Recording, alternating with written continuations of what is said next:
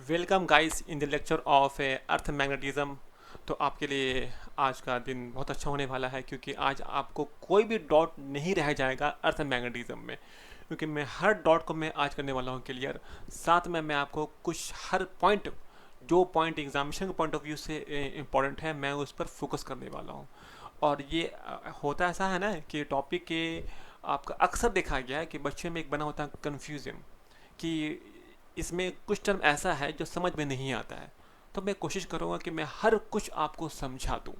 ठीक है, तो मेरे साथ बने रहें और कंसंट्रेशन को एकदम में सेट कर ले बोर्ड पर। ठीक है, तो लेट स्टार्ट। तो देखिए हम लोग करते क्या है, इसमें पढ़ना होता है कुछ टॉपिक्स जैसे कि geographical axis, magnetic axis, geographical meridians, geographical equator, magnetic equator, angle of inclination, angle of declination. इतना अगर आपको आता है सारा टर्म तो आपको समझने में दिक्कत नहीं होगा। ठीक है, कहाँ दिक्कत नहीं होगा, समझने में आपको कोई दिक्कत नहीं होगा। तो पहले हम लोग हर टर्म को थोड़ा सा जान लेते हैं कि कौन कौन टर्म क्या क्या कहता है। तो आप लोगों ने क्लास 8 में 6 में पढ़ रखा होगा ज्योग्राफी, तो आप लोगों ने वहाँ आपको थोड़ा बहुत आता होगा। तो अर्थ का अपना नॉर्थ पोल होता है, साउथ पोल होता है। ठीक है, अब ये मत पूछिए कि नॉर्थ पोल साउथ पोल क्या होता है, क्योंकि टॉपिक उसका बहुत ईजी है। ठीक है, अगर पूछिएगा तो मैं आपको इसका आंसर दे सकता हूँ कि जो मैग्नेट जो आपका एक्सिस ऑफ रोटेशन जहाँ पर कट करता है, जहाँ पर होता है ना इंटरसेक्ट, उसे हम लोग कह सकते हैं नॉर्थ पोल साउथ पोल। लेकिन खैर, तो देखिए नॉर्थ पोल और साउथ पोल, अर्थ का नॉर्थ पोल और साउथ पोल से जो लाइन पास करता है उसे हम लोग बोलते हैं ज्योग्राफिकल एक्सिस। क्या बोलते हैं? Geographical axis. बात समझ में आया? अच्छा, एक चीज़ होता है ज्योग्राफिकल इक्वेटर, जो पढ़ा था ना आप क्लास 9 10 में आपका इक्वेटर, उसका नाम होता है ज्योग्राफिकल इक्वेटर, क्योंकि वो अर्थ का इक्वेटर है। क्योंकि इक्वेटर और भी होता है, आप लोगों ने सिर्फ एक पढ़ रखा था, लेकिन इक्वेटर और भी होता है। तो ये जो ज्योग्राफिकल इक्वेटर होता है, वो लाइन जो अर्थ को दो हिस्से में अलग कर दे, hemis northern hemisphere southern hemisphere को अलग कर दे, उसको हम लोग बोलते हैं ज्योग्राफिकल इक्वेटर। इसका इसका एक और डेफिनेशन भी आप कह सकते हैं कि वैसा लाइन जो नॉर्थ और साउथ को इक्वली डिवाइड कर दे, उसे हम लोग बोलते हैं ज्योग्राफिकल इक्वेटर। ठीक है, ये भी आप लोगों को समझ में आ गया है। अच्छा, एक चीज़ आपका है ज्योग्राफिकल मेरिडियंस। ये चीज़ क्या है? देखिएगा, वैसा कोई भी प्लेन जो नॉर्थ और साउथ पोल से, अर्थ के नॉर्थ और साउथ पोल से पास होता हो, उसे हम लोग क्या बोलेंगे? हम लोग कहेंगे वैसे ज्योग्राफिकल मेरिडियन। देखिए फॉर एग्जांपल, मान लिया कि प्लेन मेरे पास है, सपोज ये प्लेन है। ठीक है, ये अर्थ और अर्थ का नॉर्थ साउथ यहाँ है, ऐसे पास किया, ये ऐसे पास किया, तो ये क्या बन गया? ये बन गया ज्योग्राफिकल मेरिडियन। अच्छा, क्या पॉसिबल है कि ऐसे ही पास करे? ऐसे ही पास पॉसिबल था कि ऐसे पास करता, ऐसे भी ऐसे भी ऐसे भी ऐसे भी ऐसे भी। तो इनफाइनाइट केस पॉसिबल है पास करने का इस दो पॉइंट से, इस प्लेन का। ठीक है, तो खैर जितना भी केस पॉसिबल है, हम लोग सबको बोलेंगे जो आपका ज्योग्राफिकल मेरिडियंस। ठीक है, नाम ही इसका मतलब होता था वैसा प्लेन जो नॉर्थ और आपका जो अर्थ के नॉर्थ साउथ पोल से पास करे, तो हम क्या बोलते हैं? Geographical meridian. अच्छा, अब कुछ टर्म आपका आ रहा है जिसको हम लोग बोलते हैं मैग्नेटिक एक्सिस और मैग्नेटिक मेरिडियंस और ये इंक्लिनेशन इग्निशन, ये सब टर्म है। ठीक है, देखिए उसको समझिए। बात ये हुआ कि, तो कंप्यूटर जी पहले आप ला के दिखाइए, आप ला के दिखाइए अर्थ को। तो देखिए ये जो आपका अर्थ आया, ये जो आपका अर्थ है, देखिए ये जो घूम रहा है गोल गोल, तो ये जो घूम रहा है गोल गोल, इसके अंदर में आयंस होगा। अब आयंस घूम रहा होगा गोल गोल, आयंस अगर गोल गोल घूम रहा होगा तो आयंस की वजह से आपका था करंट, और अगर करंट आ रहा होगा गोल गोल तो कुछ आपका मैग्नेटिक फील्ड भी तो होगा। सोचिए, ये जो अर्थ घूम रहा है ना, ये जो अर्थ घूम रहा है गोल गोल गोल, ठीक है, ये जो घूम रहा है, तो अगर ये घूम रहा है तो इसके अंदर के इसके आयंस घूमने की वजह से करंट आ गया होगा, और करंट घूम रहा है गोल गोल, तो करंट घूम रहा है सर्कल में। ठीक है, एक्चुअल में अर्थ और टिल्ड घूमता है। ठीक है, हम लोग देखते हैं तो घूमता है ऐसा नहीं, ऐसा नहीं, अर्थ थोड़ा सा टिल्ड घूमता है, थोड़ा सा घूमता है तिरछा, एक्चुअल ऐसा होता है। तो अगर अर्थ ऐसा जो घूम रहा है तो करंट ऐसा, और करंट ऐसा तो मैग्नेटिक फील्ड ऐसा, मैग्नेटिक फील्ड करंट ऐसा तो मैग्नेटिक फील्ड थम, थम क्या, तो मैग्नेटिक फील्ड आपका आया। तो अर्थ का जो मैग्नेटिक फील्ड है ना, वो यहाँ से निकलता है यहाँ जाता है, यहाँ से निकलता है यहाँ जाता है। मतलब कि ये मैग्नेटिक फील्ड बिहेव लगा करता है बार मैग्नेट। मतलब कि अगर हम बार मैग्नेट कहें तो भी वही बात है, और सोचा अगर यहाँ से निकल रहा है तो अर्थ का अपना यहाँ पर क्या होगा, नॉर्थ पोल। तब तो यहाँ से निकल रहा है, यहाँ से निकलता है, यहाँ से निकलता है और यहाँ जाता है, यानी अर्थ का नॉर्थ पोल यहाँ है, और जो अर्थ का मैग्नेट है उसका नॉर्थ पोल यहाँ है, और साउथ यहाँ क्या हो रहा है, इसके पास इसमें इंटर हो रहा है, यहाँ पर हो रहा है एग्जिट। कहानी ये हो रहा है, ठीक है। तो मतलब कि यहाँ नॉर्थ, यहाँ पर साउथ। लेकिन आपके एनसीईआरटी में या सारे बुक में ये लिखा रहता है, क्या लिखा रहता है कि यहाँ पर वो बुक लिखता है कि मैग्नेटिक साउथ। हालांकि ये मैग्नेटिक नॉर्थ है, लेकिन लिखता क्या है, साउथ। लिखता इसलिए है कि मैग्नेटिक कंपास का जो नीडल है, मैग्नेटिक कंपास है, ये मैग्नेटिक कंपास मैंने बनाया है। मैग्नेटिक कंपास में जो होता है नीडल, उसमें आपका होता है एक साउथ और एक नॉर्थ। तो जो होता है ना है नॉर्थ, उसको लाल रंग से करते हैं, और जो होता है साउथ उसको करते हैं ब्लू रंग से, ठीक है। तो होता क्या है, जब हम मैग्नेटिक नीडल को यहाँ पर लेके आते हैं, मैग्नेटिक निडल को यहाँ पर, तो नॉर्थ वाला जो हिस्सा वो यहाँ चला आता है, इससे रिपेल होकर नॉर्थ साउथ, और नॉर्थ साउथ को करता है अट्रैक्ट। साउथ वाला हिस्सा यहाँ आता है, साउथ यहाँ पर साउथ का क्या आता है इंडिकेशन, साउथ वाला यहाँ, ठीक है। तो इसका नाम पड़ता है मैग्नेटिक साउथ, यानी ये नाम पड़ा है बिकॉज ऑफ मैग्नेटिक कंपास, ना कि इसका मैग्नेटिक फील्ड। जो अर्थ का मैग्नेटिक फील्ड है, जो अर्थ का मैग्नेट है, उसका नॉर्थ पोल यहाँ पर है, लेकिन एनसीईआरटी क्या लिखा है, मैग्नेटिक साउथ। ये लिखा इसलिए है क्योंकि आपका मैग्नेटिक नीडल जो दिखाता है उसके अकॉर्डिंग लिखा गया। तो मैग्नेटिक नीडल का जो पॉइंट होता है वो पॉइंट यहाँ पर होता है मैग्नेटिक साउथ की तरफ, इसलिए इसको लिखा गया। बात क्लियर है वो आप लोग को, ठीक है। इसे यहाँ पर भी अगर बात करें हम लोग, तो आपका मैग्नेटिक, यहाँ करें बात, तो यहाँ आपका मैग्नेटिक नॉर्थ लिखा गया। क्यों लिखा गया, ड्यू टू मैग्नेटिक नीडल की वजह से। मैग्नेटिक जो होता है नीडल, उसका साउथ, उसका नॉर्थ पोर्शन यहाँ पर आता है, यहाँ पर होता है अट्रैक्ट, तो लिखा गया मैग्नेटिक नॉर्थ, ठीक है। ये आप लोग क्लियर हो गया। अच्छा, तो एक होता है साउथ नॉर्थ पोल, एक होता है साउथ पोल, लेकिन आप लोग दिखाना क्या है, साउथ है, लेकिन दिखाना आपको है नॉर्थ, मैग्नेटिक नॉर्थ, और दिखाना है मैग्नेटिक साउथ, ठीक है। ये मत दिखाइएगा, क्योंकि इसके अकॉर्डिंग काम होता है, ठीक है। अच्छा, दूसरी बात, आप लोग क्लियर हुआ। अब जो भी लाइन है, मैं आपका नॉर्थ पोल और साउथ पोल, ये आप कह सकते हैं कि मैग्नेटिक नॉर्थ और मैग्नेटिक साउथ से जो लाइन पास करता है उसे बोलते हैं मैग्नेटिक एक्सिस। उसे क्या बोलते हैं, मैग्नेटिक एक्सिस। अच्छा, जो लाइन मैग्नेटिक नॉर्थ और मैग्नेटिक साउथ को इक्वल हिस्से में बांट दे, दो इक्वल हिस्सा कर दे, उसे हम लोग बोलते हैं मैग्नेटिक इक्वेटर। क्या बोलते हैं, मैग्नेटिक इक्वेटर, ठीक है। अच्छा, ये जो मैग्नेटिक एक्सिस है और जो ज्योग्राफिकल एक्सिस है, इसमें जो एंगल देखा गया वो एंगल देखा गया है 11.5 डिग्री, कहीं कहीं लिखा होता है 11.3 डिग्री, उससे कोई लड़ाई नहीं है, बोथ आर राइट, ठीक है। अच्छा, अब हम लोग बात करते हैं मेरिडियंस का, ठीक है। तो हम लोग तो आपको ज्योग्राफिकल मेरिडियन हम लोग ने जान लिया। अब हम लोग देखते हैं मैग्नेटिक मेरिडियन क्या है।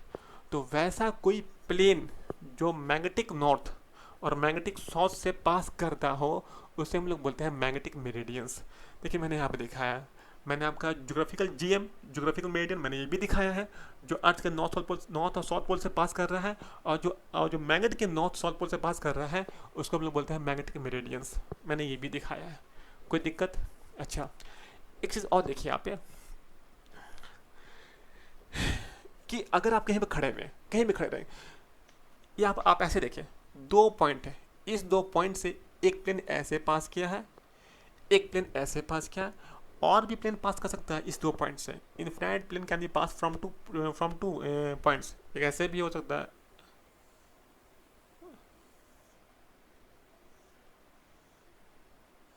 ठीक है, ऐसे ही पास कर सकता है। नहीं, number of infinite plane can be pass, ठीक है, बहुत सा प्लेन पास कर सकता है इस दो पॉइंट से। लेकिन अगर तीन पॉइंट है तब तो तीन है। देखिए, अगर यहाँ से पास करेगा तो इसको नहीं छुएगा, इसको अगर इसको टच करते पास करेगा तो कोई और प्लेन करेगा पास, तो किसी एक पॉइंट को छोड़ देगा। तो तीन पॉइंट से सिर्फ एक प्लेन ही पास कर सकता है, ये बात यहाँ पे इंपॉर्टेंट है, ठीक है। इसका भी काम पड़ेगा, तो याद रखेंगे इस बात को, तीन पॉइंट से आपका एक प्लेन ही पास करेगा। देखिए, आप यहाँ से, आप सपोज कोई प्लेन को यहाँ से पास किया, आप मेरा हाथ मान लीजिए प्लेन है, ठीक है, आप इसको ऐसे पास किया तो ये छूट गया। अगर ऐसे पास किया तो बस यही, अगर ऐसे पास किया तो भी नहीं है, तो भी नहीं है, तो भी नहीं है, किसी और से नहीं आएगा प्लेन्स। अच्छा, अब हम लोग यहाँ से आगे बढ़ते हैं। अब देखिए, समझते हैं हम लोग कि एंगल ऑफ इंक्लिनेशन और एंगल ऑफ डिक्लिनेशन। देखिए, पहले हम लोग देखते हैं एंगल ऑफ डिक्लिनेशन, ये चीज़ क्या है। देखिए एंगल हुआ क्या, जैसे कि जब होता है ना बड़ा बड़ा शिप जहाज जो होता है जो चलता है पानी में, तो उसमें दिक्कत ये हुआ कि जो बड़ा बड़ा जहाज है जब वो चलता है ना, तो उसको पहुंचना होता है अगर नॉर्थ मैग्नेटिक, ये सॉरी आपका अर्थ का नॉर्थ पोल, तो वो तो चलता है क्योंकि जहाज पानी में है, पानी में कोई ऑप्शन नहीं, कहीं कोई पता चलता नहीं, कहीं कुछ दूर दूर तो कुछ दिखता भी नहीं है, तो वहाँ बस सिर्फ एक काम, वहाँ पर लैंड भी नहीं होता, कुछ होता ही नहीं है ना वहाँ पर, तो दुनिया ही अलग है, पानी समुंदर का आपको ओशंस का। तो वहाँ पर काम पड़ता है मैग्नेटिक कंपास। तो मैग्नेटिक कंपास को जब देखते हैं तो मैग्नेटिक निडल जो है ना, ठीक है, अगर उसके नॉर्थ को हम चले पकड़ कर तो मैग्नेटिक निडल आपको इस नॉर्थ के पास ले आएगा, ये नॉर्थ के पास ले आएगा, कि ये साउथ होता है तो नॉर्थ उसको करेगा अट्रैक्ट, तो ये ऐसा आ जाएगा, ठीक है। अगर कोई आदमी इसको देखते हुए आगे बढ़े तो यहाँ आ जाएगा, कहाँ आ जाएगा, यहाँ पर, लेकिन हमको पहुँचना था तो था अर्थ के नॉर्थ पोल पर। तो होता क्या है कि जो मैग्नेट का नॉर्थ पोल है और जो अर्थ का नॉर्थ पोल है, दोनों में जो बनता है एंगल, उसको ही हम लोग कहते हैं आपका angle of declination. Angle of declination क्या होता है कि अर्थ जो अर्थ का नॉर्थ पोल है, ठीक है, और जो मैग्नेट का नॉर्थ पोल है, दोनों में जो बना एंगल, उसको हम लोग बोलते हैं एंगल ऑफ डिक्लिनेशन। इसको थोड़ा हम लोग समझते हैं और भी ढंग से। देखिए इसको समझिए ऐसे भी कि ये क्या हुआ। अब देखिए तो अच्छा मान लिया कि इसमें अगर आप मान लिया कि आपका मान लिया कि आपका एंगल आया 60 डिग्री, तो 60 डिग्री अगर आपका एंगल दिखा रहा है एंगल ऑफ डिक्लिनेशन, मतलब कि एंगल ऑफ डिक्लिनेशन अगर 60 डिग्री है, तो मतलब कि north pole magnetic north pole और आपका ज्योग्राफिकल नॉर्थ पोल दोनों में अगर 60 डिग्री है, तो मतलब कि अगर हम 60 डिग्री क्लॉक वाइज, मान लिया 60 डिग्री क्लॉक वाइज घूम जाए, शिप को घुमा दें, ठीक है, तो हम पहुंच जाएंगे यहाँ पर। कहाँ पहुंचेंगे? हम पहुंचेंगे आपका ज्योग्राफिकल नॉर्थ में। बात समझ में आ रहा है? तो कितना इजी हो गया आपको, अगर पता है एंगल ऑफ डिक्लिनेशन तो आप यहाँ पहुँच जाइएगा, ठीक है। अब देखिए समझिए ऐसे भी इसको कि जो भी देखिए आप समझ सकते हो इसको ऐसे भी कि कोई प्लेन जो ज्योग्राफिकल मेरिडियन से पास करता है और मैग्नेटिक मेरिडियन से पास करता है, जो बनाता है एंगल, उसको ही बोलते हैं हम लोग है एंगल ऑफ डिक्लिनेशन। बात समझ में आया?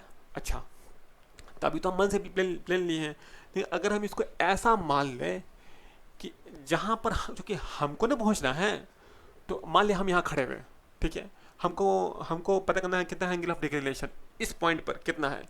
तो हम क्या किया कि इस पॉइंट से एक प्लेन पास कराया नॉर्थ अर्थ के नॉर्थ साउथ पोल से ऐसा, और एक प्लेन पास कराया आपका मैग्नेट के नॉर्थ साउथ पोल से ऐसा, ठीक है, ठीक है। देखिए आप लोगों को दिख रहा होगा, देखिए एक ऐसा पास कराया, एक ऐसा पास कराया, दिख रहा है आप लोगों ने, एक ऐसा एक ऐसा।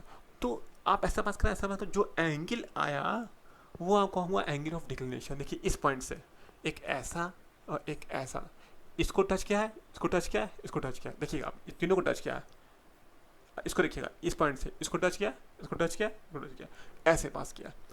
पास समझ में आया? ठीक है। मान लिया कि आप यहाँ खड़े हुए हैं, यहाँ खड़े हुए हैं, तो इसमें कैसे होता? तो आप यहाँ खड़े हुए तो इसको टच करना था, एक तो आपको टच करना है आपको आपका अर्थ का नॉर्थ, अर्थ का साउथ, ये नॉर्थ ये साउथ, इसको इसको इसको इसको, तो ऐसे पास किया। और एक आपका मैग्नेट का नॉर्थ साउथ, एक पॉइंट ये, तो ऐसे पास किया। तो दोनों में जो बनेगा एंगल दोनों प्लेन में, उसको हम लोग बोलेंगे एंगल ऑफ डिक्लिनेशन। आप लोगों को क्लियर होगा, मुझे मैं उम्मीद करता हूँ, ठीक है। इससे होगा क्या ना कि अगर पता चल जाएगा तो आप पहुंचेगा एकदम एग्जैक्ट। मान लिया आपका एंगल आया 10 डिग्री, तो जितना डिग्री आपका एंगल आएगा उतना घुमा देगा अपने शिप के स्टीयरिंग को, वो आप वहाँ पहुँच जाएगा आप एग्जैक्ट नॉर्थ पर। आपको तो यहाँ नहीं, आपको तो यहाँ पहुँचना, क्योंकि अर्थ का मैप में जो भी लिखा होता है ना, वो लिखा था इसके अकॉर्डिंग, इस नॉर्थ इस साउथ के अकॉर्डिंग, ना कि इसके अकॉर्डिंग, ठीक है। इसलिए ये ज़रूरी, बहुत ज़रूरी है किसको, सेलर को, जो चलाता है शिप, उसको बहुत ज़रूरी है पता करना एंगल ऑफ डिक्लिनेशन, वरना आपको कहीं और पहुँचा देगा, आप खो जाइएगा ओशन में। अच्छा, आप देखिए एंगल ऑफ डीप, हम लोग क्या बोलते हैं एंगल ऑफ डिक्लिनेशन। ये क्या होता है? ये क्या होता है? देखिए इसको समझिएगा कि पहले तो ये समझिए आपके वर्टिकल किसे बोलते हैं और किसे बोलते हैं हॉरिजॉन्टल। आप खड़े हुए हैं, मतलब हम खड़े हुए हैं, तो जो लाइन हमसे पैरेलल में है वो लाइन हुआ वर्टिकल, जो हमसे परपेंडिकुलर में है वो हुआ हॉरिजॉन्टल। बात समझ में आया? जो हमसे वर्टिकल में है वो हुआ पैरेलल, वो हुआ जो हमसे पैरेलल में वो हुआ वर्टिकल, जो हमसे परपेंडिकुलर में है वो हुआ हॉरिजॉन्टल लाइन। तो आपको पता करना पड़ेगा कि कौन सा हॉरिजॉन्टल है, कौन सा आपका वर्टिकल है। ठीक है, मान लिया कि हम यहाँ पर हैं, मान लिया कि अच्छा देखिए एक और बात कि ये जो आपका है ना मैग्नेटिक कंपास, ठीक है, ये मैग्नेटिक कंपास जो होता है उसमें जो निडल होता है 900 जो दिखाता है ना, वो मैग्नेटिक कंपास मैग्नेटिक फील्ड के अकॉर्डिंग वर्क करता है। जैसा मैग्नेटिक फील्ड वैसा वो हो जाएगा ओरिएंट, यहाँ ऐसा, यहाँ ऐसा, यहाँ घूमते घूमते ऐसा हो जाएगा, ऐसा हो जाएगा। ठीक है, अब हमको पता करना है कि भाई मैग्नेटिक कंपास, ठीक है, मैग्नेटिक कंपास है कितना बनाया एंगल हॉरिजॉन्टल से, हमको ये पता करना। सपोज हम यहाँ पर है, तो आप यहाँ आप सपोज कोई इंसान खड़ा है यहाँ पर, वो रखे हुए हैं आपका मैग्नेटिक कंपास को यहाँ चेक कर रहा है वो, तो यहाँ पर देखिएगा ना, तो यहाँ मैग्नेटिक फील्ड कुछ ऐसा होगा, ऐसा होगा, तो मैग्नेटिक फील्ड ऐसा होगा। तो आपके लिए आप खड़े हुए ऐसे हैं, तो आपके लिए कौन सा लाइन वर्टिकल, कौन सा लाइन हॉरिजॉन्टल? तो जो लाइन आपसे 90 पर होगा वो ना होगा वर्टिकल, वो ना आपका होगा आपका हॉरिजॉन्टल लाइन। जो हमसे 90 पर है वो हुआ आपका हॉरिजॉन्टल लाइन, तो ये हुआ हॉरिजॉन्टल लाइन। तो ये मैग्नेटिक जो निडल है वो इससे कैसा है, पैरेलल है। अगर पैरेलल में है तो कितना बना एंगल मैग्नेटिक निडल, 0 डिग्री। तो जो एंगल बनता है हॉरिजॉन्टल से, जो एंगल बनता है हॉरिजॉन्टल से किसका, मैग्नेटिक निडल का, उसको ही हम लोग बोलते हैं, उसको ही हम लोग बोलते हैं एंगल ऑफ डीप या एंगल ऑफ इंक्लिनेशन। दो नाम इसका है, एंगल ऑफ डीप या एंगल ऑफ इंक्लिनेशन। ये बात याद रखिएगा, हॉरिजॉन्टल से जो आपका डीप जो झुका हुआ है, ठीक है, जो झुका हुआ उसे हम लोग बोलते हैं एंगल ऑफ इंक्लिनेशन, कितना इंक्लाइंड, कितना झुका हुआ है। अच्छा अब देखिए, अच्छा जहाँ पर मैग्नेटिक होता है निडल, वहीं पर होता है magnetic field, net magnetic field वहीं पर होता है। आप ये भी कह सकते हैं नेट मैग्नेटिक फील्ड हॉरिजॉन्टल से कितना झुका हुआ, तो उसे हम लोग क्या बोलते हैं, आपका एंगल ऑफ डीप या एंगल ऑफ इंक्लिनेशन। ठीक है, ये बात आप लोग याद रहना चाहिए। अच्छा, तो सोचिए यहाँ कितना आया, तो एट इक्वेटर, मैग्नेटिक इक्वेटर कितना आपका आया, मैग्नेटिक इक्वेटर एम ई कितना आया, एंगल ऑफ इंक्लिनेशन 0 डिग्री आया। आप यहाँ बताइएगा तो मैग्नेटिक निडल घूम के हो जाएगा स्ट्रेट। तो आपके लिए जो हॉरिजॉन्टल लाइन है, ये हॉरिजॉन्टल लाइन है, हॉरिजॉन्टल लाइन से कितना बना आपका एंगल, 90 बना। तो यहाँ कितना बना आपका एंगल ऑफ इंक्लिनेशन, 90 बना। तो एंगल ऑफ इंक्लिनेशन निकाल दीजिएगा, हर जगह पता कर लीजिएगा आप, क्योंकि यहाँ पूछे क्वेश्चन में। तो ऐसे याद रख लीजिए आप, ठीक है, कि मैग्नेटिक नॉर्थ साउथ पोल पर 90 होता है और इक्वेटर पर 0 डिग्री होता है, क्या, एंगल ऑफ इंक्लिनेशन। ठीक है, वैसे आप चेक कर सकते हैं, कोई हार्ड बात नहीं है। अच्छा मान लिया कि हम लोग बात करते हैं कि हम लोग दो प्लेन ले लिया, एक प्लेन ले लिया है मैग्नेटिक मेरिडियन, एक ले लिया आपका ज्योग्राफिकल मेरिडियंस। तो मैग्नेटिक मेरिडियन में मान लिया कि ये लाइन आपका है हॉरिजॉन्टल लाइन, ठीक है। मैग्नेटिक जो कि देखिए मैग्नेटिक कंपास काम करता है मैग्नेटिक मेरिडियन में, ठीक है, उसके अकॉर्डिंग वो घूमता है। तो मैग्नेटिक मेरिडियन में जहाँ मैग्नेटिक कंपास होता है वही होता है नेट मैग्नेटिक फील्ड। तो मान लिया कि मैग्नेटिक कंपास ये है, तो कंपास बोले या नेट मैग्नेटिक फील्ड बोले बात बराबर है, कि हम यहाँ कंपास दिखाया है, ठीक है, या नेट मैग्नेटिक फील्ड बोले बात बराबर ही है। ठीक है, तो इसमें जो मैग्नेटिक मेरिडियंस है, जो ज्योग्राफिकल मेरिडियंस है, जो बना है एंगल, उसको बोला एंगल ऑफ डी, डी का मतलब हुआ एंगल ऑफ डिक्लिनेशन, उसको दिखाते हैं कैपिटल डी से। अच्छा, अब हम लोग यहाँ देखिए, तो ये जो आपका है ना मैग्नेटिक निडल जो बनाया है, ये कौन सा लाइन है, ये आपका है हॉरिजॉन्टल लाइन। हॉरिजॉन्टल लाइन से जो बना है एंगल, इसे बोलते हैं एंगल ऑफ इंक्लिनेशन। ठीक है, अब हम लोग इसको तोड़े दो कंपोनेंट, एक तोड़े हैं along horizontal B H net magnetic field का horizontal component, B V net magnetic field का वर्टिकल कंपोनेंट। ठीक है, नेट क्या है या मैग्नेटिक फील्ड क्या है, बात बराबर। क्वेश्चन में आपका मैग्नेटिक फील्ड बोलेगा ना कि नेट मैग्नेटिक फील्ड बोलेगा, मैग्नेटिक फील्ड बोलेगा, आपको नेट मैग्नेटिक फील्ड समझना पड़ेगा क्वेश्चन में। अच्छा, अब ये जो बी एच है मैग्नेटिक फील्ड हॉरिजॉन्टल कंपोनेंट में, ये कितना होगा, तो बी कॉस आई, बी कॉस आई, देखिए इसका ले लेंगे कंपोनेंट बी कॉस आई। अच्छा, ये कितना होगा बी बी, तो बी साइन आई हो गया। दोनों को कर लेंगे, इसका कितना होगा tan आई, तो ये कंपोनेंट इसको उठा के यहाँ ले आइएगा, इसको कर लिएगा शिफ्टिंग, तो p upon B, B V upon B H, B V upon B H, ये दोनों को कर लिएगा डिवाइड, तो भी आपका आंसर आ जाएगा। ठीक है, साइन अपन कॉस होता है tan, ऐसे आपका आंसर आ जाएगा। ठीक है, यहाँ पे कोई मुश्किल बात नहीं है। अच्छा, ये तो ईजी है, ठीक है, ये ईजी। लेकिन एक चीज़ आपको और पढ़ना होता है कि एपरेंट एंगल ऑफ डीप, ये क्या होता है। देखिए ये क्या होता है, सपोज अगर आपका मैग्नेटिक मेरिडियन में आप नहीं है, अगर आप आप मैग्नेटिक मेरिडियन में नहीं हैं, आप किसी और मेरिडियंस पे हैं, उसमें आप कंपास को देख रहे हैं, तो उसका कैसे होगा फिर, तो एपरेंट एंगल ऑफ डीप को बोलते हैं थीटा से हम लोग माना है, तो ये केस वो केस है मतलब कि आप किसी और मेरिडियंस पे हैं जो मतलब किसी और मतलब कि जो ना आपको ज्योग्राफिकल मेरिडियन है, जो मैग्नेटिक मेरिडियन में है, आप कोई और प्लेन में है और वहाँ देख रहे हैं कंपास को, तो उसमें कैसे होगा? तो ये कंपास आपका, सपोज आप कंपास का जो एरो इधर कुछ है, तो कम आप जिसमें भी हैं, मान लें कि ए आपका लाइन है हॉरिजॉन्टल लाइन, तो हॉरिजॉन्टल लाइन से बना एंगल थीटा, जो जो एंगल बनता है हॉरिजॉन्टल से, उसको ही ना हम लोग कहते हैं, क्या बोलते हैं उसको हम लोग बोलते हैं एंगल ऑफ डीप। लेकिन चूंकि ये प्लेन मैग्नेटिक मेरिडियन नहीं है, जिसका ना हम लोग आई नहीं बोलेंगे, यहाँ तो आई बोला, यहाँ आई नहीं बोलेंगे, यहाँ बोलेंगे हम लोग एपरेंट आई, एपरेंट आई बोल दिया। अब इस बी का, ये जो बी है, इस बी का, ठीक है, इस बी का एक कंपोनेंट तो यहाँ है, एक कंपोनेंट यहाँ है, ठीक है, एक कंपोनेंट यहाँ, एक कंपोनेंट यहाँ, इतना हम लोग को पता है, ठीक है। देखिए ये जो कंपोनेंट है, ये जो बी वी है, ये जो इसका कंपोनेंट ये लेंगे तो इसका जो कंपोनेंट ये लेंगे, तो ये वही कंपोनेंट है जो मैग्नेटिक मेरिडियन में जो होता था ना वर्टिकल कंपोनेंट, वो बी वी था, यहाँ भी बी वी है, जो कि इस पर ही हो गया है ओरिएंट, इस पर ही हो गया ओवरलैप। तो जो बी वी यहाँ पर बी वी था, क्योंकि इसका कंपोनेंट यहीं पर इसके अलॉन्ग आएगा, दोनों बराबर है, बराबर मतलब कि बी वी यहाँ था, यहाँ बी वी मान लीजिएगा, कोई दिक्कत नहीं है। यहाँ मानना होगा बी एच डैश, डैश मान लीजिए। तो इसके बीच में कितना एंगल है? अल्फा, ये अल्फा है, यहाँ पर डी है, इस डी में अल्फा में फ़र्क है। अगर एक और प्लेन जहाँ आप कंपास है, ठीक है, वो अगर ज्योग्राफिकल में अगर अगर अगर आपका एक और प्लेन ज्योग्राफिकल मेरिडियन में है तो डी होगा। लेकिन अगर कोई और मेरिडियंस है, मन से कोई आपका माना हुआ है, तो उसको हम लोग कहते हैं, उसको हम लोग कहते हैं अल्फा, ना कि डी।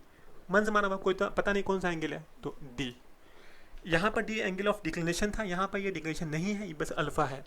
अच्छा, अब इसको हम क्या कर रहे हैं, हम इसको ब्रेक कर रहे हैं। देखिए हम यहाँ लिखा मैंने बी वी डैश बराबर बी वी, दोनों बराबर ही हुआ। यहाँ पर जब तोड़ेंगे कंपोनेंट तो बोलेंगे बी वी डैश, और बी वी डैश बराबर होगा बी वी के, जो यहाँ बी वी हम मानते हैं। अच्छा, यहाँ हम तोड़ रहे हैं कंपोनेंट। क्या कर रहे हैं हम लोग कि हम लोग इसका चूँकि हम लोग को ये बी एच, इसका तो मैग्नेटिक मेरिडियन का सब पता रहता है, इसका कुछ पता नहीं रहता, हम लोग इसका सब पता रहता है, बी एच पता रहता है, बी वी पता रहता है। तो हमको क्या कर रहे हैं, हम लोग बी एच का ले रहे हैं, यहाँ ले रहे हैं कंपोनेंट। तो जब हम लोग कंपोनेंट लेंगे इसका, तो ये ऐसा होगा, इसके अलॉन्ग कंपोनेंट, ठीक है। तो ये ऐसा होगा B H cos alpha, B H cos alpha आपको आ गया। आपको निकालना क्या है? थीटा, यही होगा एंगल ऑफ डीप, ठीक है। चूँकि एपरेंट है ये, तो कितना होगा? तो B V dash, B V dash और बी वी है, तो आपको यहाँ से निकालना tan थीटा क्या होगा? ये कंपोनेंट अपॉन ये, तो B V upon B H dash, इसको उठा के यहाँ ले आइएगा, तो tan theta equal to B V upon B H cos alpha. ये आपका आया फॉर्मूला। इसको ये थीटा यहाँ जाए, theta is the angle of dip apparent. ये इंपॉर्टेंट है, आपको आएगा, आपको बन जाएगा, कोई मुश्किल नहीं होगा। और इसमें क्वेश्चन बहुत इजी से बच्चा वाला क्वेश्चन आता है, लेकिन आपको मैं क्वेश्चन करवाऊंगा, नीट का क्वेश्चन या फिर IIT का क्वेश्चन सब करवाऊंगा, कोई दिक्कत वाला बात नहीं है। क्वेश्चन में आपको ये देगा, एंगल देगा, एंगल ऑफ इंक्लिनेशन देगा, पुट कीजिएगा, आपका आ जाएगा, या ये देगा, हो सकता है ये दे और ये दे, तो आपका बी निकल जाएगा, नेट मैग्नेटिक फील्ड निकल जाएगा। कुछ भी देगा आपको, सब निकल जाएगा, कोई इसमें मुश्किल वाली बात नहीं है। आप इतना नोट कीजिए, कोई दिक्कत हमसे पूछेगा। आपका ये टॉपिक ख़त्म हुआ, अब हम लोग यहाँ से आगे बढ़ रहे हैं।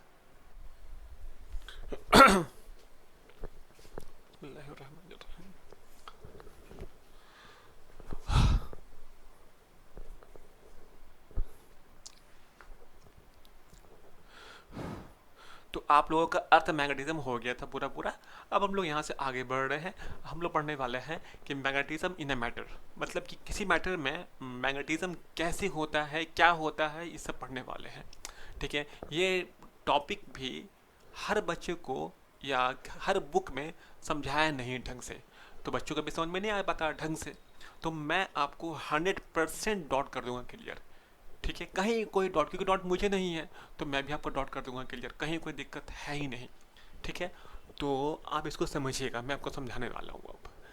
देखिए हम लोग पढ़ रहे हैं मैटर, तो मैटर की बात होती है तो बात होता है एटम्स का और मॉलिक्यूल्स का। तो मान के चल रहे हैं हम लोग अभी एटम, तो एटम में बना होता है क्या चीज़? आपका एटम में शेल होता है, सबसेल होता है, जहाँ इलेक्ट्रॉन होता है। तो हम मान लीजिए एक केस मान रहे हैं कि कोई ऐसा एटम होगा जिसमें एक इलेक्ट्रॉन अनपेयर्ड होगा, वैसे आपका नाइट्रोजन ही, ठीक है, 1:2:2p3। तो उसमें एक पी में एक आपका क्या है, उसमें आपका एक ठो जो अनपेयर्ड है। तो अभी हम एग्जांपल लिया एस का लिया कि एस में चले अनपेयर्ड है। अगर एस में अगर अनपेयर्ड है, जैसे लिथियम, हाइड्रोजन हीलियम नहीं, लिथियम 1:2:2s1 आपका आयन है अनपेयर्ड। तो अगर अनपेयर्ड है तो क्या क्या होगा? तो देखिए अनपेयर्ड अगर है, सोचिए, तो उसका मतलब ये दिखा था स्पिन, ठीक है। अगर दो है, एक ऊपर एक नीचे है, तो एक क्लॉकवाइज होता है, एक होता है एंटी क्लॉकवाइज। तो मन से हम मान ले रहे हैं कि चलो भाई इलेक्ट्रॉन ऐसे घूम रहा है एंटी क्लॉकवाइज, ठीक है। अच्छा, अगर ऐसे घूम रहा होगा इलेक्ट्रॉन, तो करंट कहाँ होगा? तो करंट इलेक्ट्रॉन का उल्टा होता है, तो करंट ऐसे ऐसे घूम रहा होगा। करंट ऐसे घूमेगा तो मैग्नेटिक फील्ड कहाँ होगा? तो हाथ घुमाइए, कल कीजिए, ऐसे कीजिए, थम थम खुला आपको ऊपर, मतलब ये कि मैग्नेटिक फील्ड ऐसा है, ऐसा है, ठीक है। मैग्नेटिक फील्ड इधर से निकल रहा होगा, तो यहाँ नॉर्थ पोल होगा, यहाँ साउथ पोल होगा। कॉमन सी बात है, यहाँ नॉर्थ पोल, यहाँ साउथ पोल। अच्छा, बिल्कुल सही, बिल्कुल सही, यहाँ तो कोई दिक्कत नहीं है। अभी इस एटम में एक्स एटम है, ठीक है। अगर मैग्नेटिक फील्ड होगा तो मैग्नेटिक मूवमेंट भी होगा। तो मैग्नेटिक मूवमेंट का क्या फॉर्मूला है? आई इंटू ए। करंट और एरिया, ये जो एरिया है, कितना एरिया होगा? एरिया वेक्टर, ठीक है। ये आपका है मैग्नेटिक मूवमेंट। तो इसका कुछ एरिया भी है, कुछ करंट भी है, कुछ इसका मैग्नेटिक मूवमेंट आएगा जो जीरो नहीं होगा, कुछ वैल्यू आएगा, ठीक है। अच्छा, अब ये आप जो देख रहे हैं, ये जो इसका तैयार हुआ नॉर्थ और साउथ, इस करंट की वजह से मैग्नेटिक फील्ड हुआ, मैग्नेटिक फील्ड की वजह से इसमें आपका ये तैयार हो गया है। क्या तैयार हो गया? North south pole. तो इसको हम दिखाते हैं सिर्फ एक एरो से, और उसको बोलते हैं एटॉमिक डाइपोल। क्या बोलते हैं? Atomic dipole. एक दिखाते हैं सिर्फ एरो से है, इतना ना दिखाकर, ठीक है, बस दिखाएंगे एरो और बोल देंगे इसे एटॉमिक डाइपोल है, और यहाँ पे M0 नहीं है। बात समझ में आ रहा? कैसे दिखाते हैं एटॉमिक डाइपोल को? अच्छा, अब इसमें अनपेयर्ड है, अनपेयर्ड है, तो आपने पढ़ा हुआ केमिस्ट्री में कि अनपेयर्ड को बोलते हैं पारामैग्नेटिक। क्या बोलते हैं? पारामैग्नेटिक, अनपेयर्ड को। तो ये तो पारामैग्नेटिक हो गया। अच्छा, अब पैरामैग्नेटिक का मतलब ये भी होता है कि उसका M0 नहीं है। अगर M0 नहीं है तो पैरामैग्नेटिक, M0 है तो डायमैग्नेटिक, ठीक है। आपने केमिस्ट्री में पढ़ रखा होगा, ठीक है, आपने भी पढ़ा होगा, बोर मैग्नेटोन, ये सब याद होगा आप लोग को। खैर हम लोग अब इसका काम नहीं है, ठीक है। अब हम मान लें कोई वाई आइटम जिसमें दो इलेक्ट्रॉन है, तो अगर दो इलेक्ट्रॉन होगा, दोनों कैसे घूम रहा होगा? तो एक क्लॉकवाइज, एक एंटी क्लॉकवाइज, मतलब कि एक ऐसे तो एक ऐसे, दो इलेक्ट्रॉन होगा। इसकी वजह से करंट इधर, इसके वजह से करंट इधर, नेट कितना करंट है? जीरो। करंट कितना है इसमें? जीरो। जब करंट जीरो तो मैग्नेटिक मोमेंट कितना? वो भी जीरो। जब मैग्नेटिक मोमेंट जीरो तो क्या होगा? डायमैग्नेटिक। तो हम लोग केमिस्ट्री में अब रटा होगा, क्या रटा होगा कि भाई पेयर्ड है तो डायमैग्नेटिक, अनपेयर्ड है तो पैरामैग्नेटिक।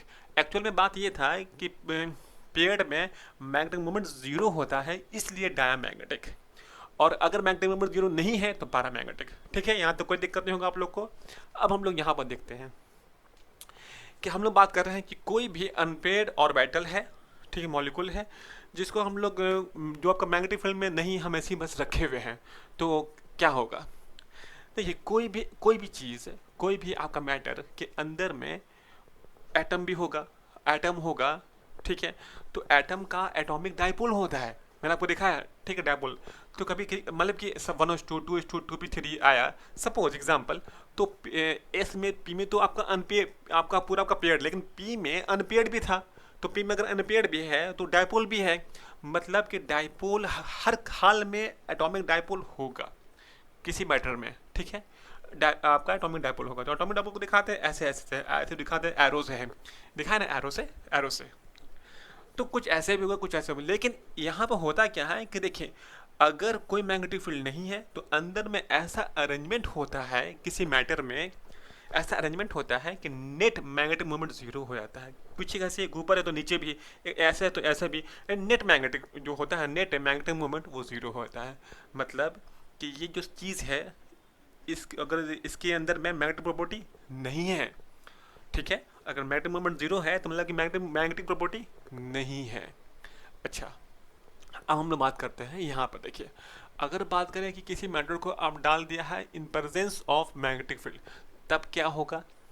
तो हमको पता है कि शुरू में क्या था भाई, शुरू में आपका जो था, अच्छा ये कौन चीज़ होगा आपको हम और बताएंगे, ये चीज़ कौन चीज़ को डालते हैं, वरना कि सबको सबको तो डालते नहीं, क्योंकि हर चीज़, हर हर जैसे कि यहाँ जो इस्तेमाल कर रहे हैं हम, तो आपका सामान भी होता है फेरोमैग्नेटिक और पैरामैग्नेटिक, डायमैग्नेटिक, ठीक है। तो हम लोग वो पढ़ने वाले हैं।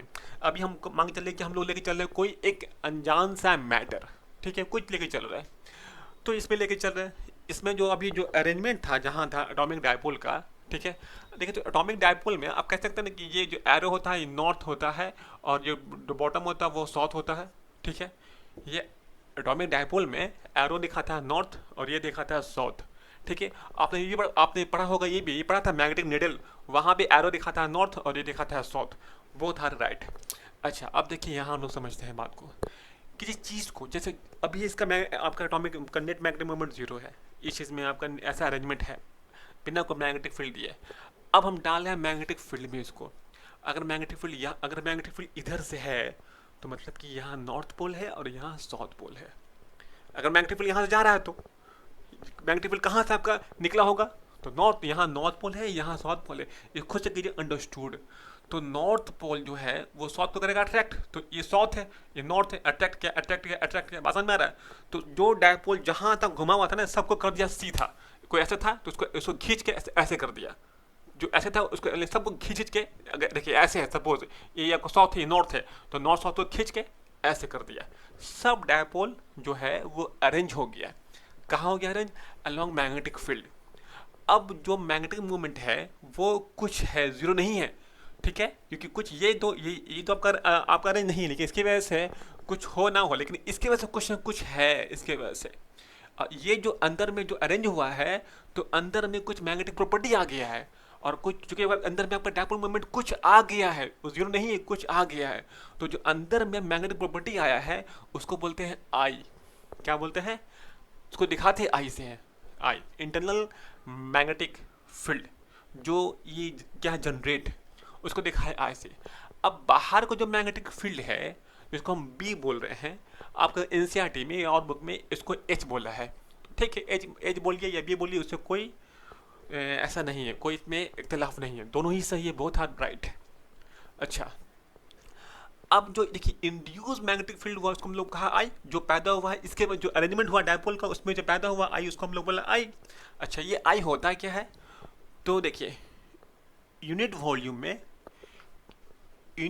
में मैग्नेटिक मोमेंट कितना है, ठीक है, magnetic moment in unit volume, उसको ही बोलते हैं आपका आई।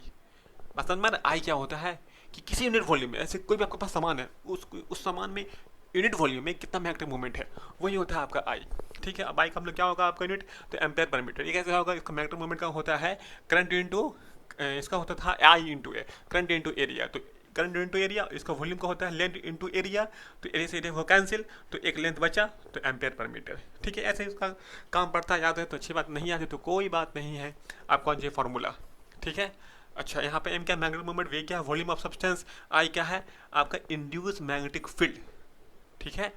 अच्छा, इसका एक और नाम भी है आई का, इंटेंसिटी ऑफ मैग्नेटाइजेशन, और क्या बोलते हैं हम लोग बोलते हैं कि इंटरनल मैग्नेटिक फील्ड।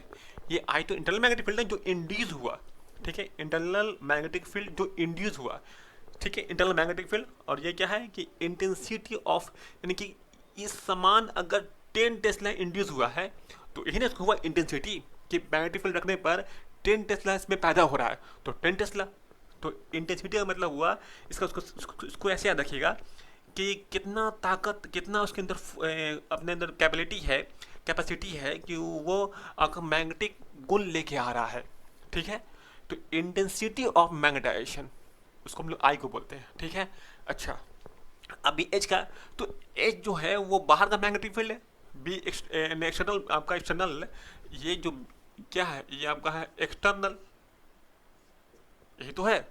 तो एक्सटर्नल मैग्नेटिक फील्ड जो अप्लाई किया, जिस वजह से इसमें पैदा हो रहा है आपका एटॉमिक डायपोल जो अरेंज हुआ है, तो जिम्मेदार कौन है इसे पैदा करने के लिए? बी एक्सटर्नल है, या हम उसको एच बोले, तो एच का नाम पड़ा मैग्नेटाइजिंग, मतलब कि जो मैग्नेटाइजिंग कर रहा है, नहीं प्लेइंग खेल रहा है, गोइंग जा रहा है, तो मैग्नेटाइजिंग जो मैग्नेटाइज कर रहा है फील्ड, ठीक है, उसको ही एच बोलते हैं।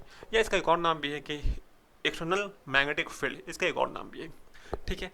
अब सोचिए अगर हम बात करें अंदर में, तो अंदर में करें बात, तो अंदर में हम देखिए मैग्नेटिक फील्ड अगर है ऐसा, तो आप खुद देखिए कि अगर ये जो एच है, ये एच तो है ही, साथ में आई भी पैदा हो गया, तो अगर बात करें अंदर में नेट मैग्नेटिक फील्ड कितना, तो अंदर में बी नेट कितना होगा, तो बी एक्सटर्नल भी होगा और बी इंटरनल भी होगा, जो पैदा हो रहा होगा, ठीक है, दोनों ही पैदा हो रहा है। जो बी नेट है वो दोनों से प्रोपोर्शनल है, ठीक है। कुछ चीज़ है जो अपोज कर रहा है, कुछ ये कर रहा है, तो अलग बात है, लेकिन दोनों से प्रोपोर्शनल है, दोनों के सम से दोनों ही पैदा हो रहा है अंदर में। ठीक है, इसी प्रोपोर्शनल को जब हटाते हैं हम लोग, अच्छा जो ये देख रहे, ये जो लिखा हुआ ना बी, बी जो लिखा हुआ बी एक्सटर्नल, तो इसको हम लोग कहा था ना एच, तो यहाँ पर आप एच पुट कर सकते हैं। बी इंटरनल को हम लोग लिखा था आई, तो यहाँ हम लोग आई पुट कर सकते हैं। आई एम्पियर नहीं है, आई क्या है, इंटरनल मैग्नेटिक फील्ड, आई हम लोग पुट कर दिया। इससे प्रोपोर्शनल, अभी प्रोपोर्शनल को हटाया तो आता है मी नॉट। आपको पता है मी नॉट होता है परमेबिलिटी होता है, कहाँ पढ़ा आप लोगों ने पढ़ा था मैग्नेटिज्म में, याद है फॉर्म बायो सावर्ट में पढ़ा था आप लोगों ने, मी नॉट। ठीक है, परमेबिलिटी मतलब कि ये बात होता है वैक्यूम के लिए, बी नेट बराबर मी नॉट एच प्लस आई। ये फार्मूला आया, ये फार्मूला इंपॉर्टेंट है, इससे क्वेश्चन खूब बनता है। ठीक है, ये आपको आना चाहिए।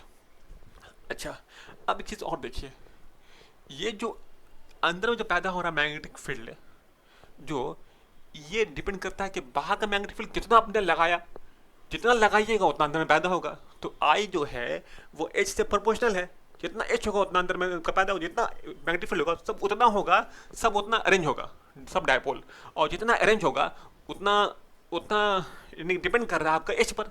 ठीक है, तो अगर इसको हटाते हैं, अब यह है कि आप कॉपर लिया, आयरन लिया, तो हर में जो अरेंजमेंट होने का जो प्रॉपर्टी है वो अलग अलग है, किसी में ज़्यादा भी होता है, किसी में कम भी होता है।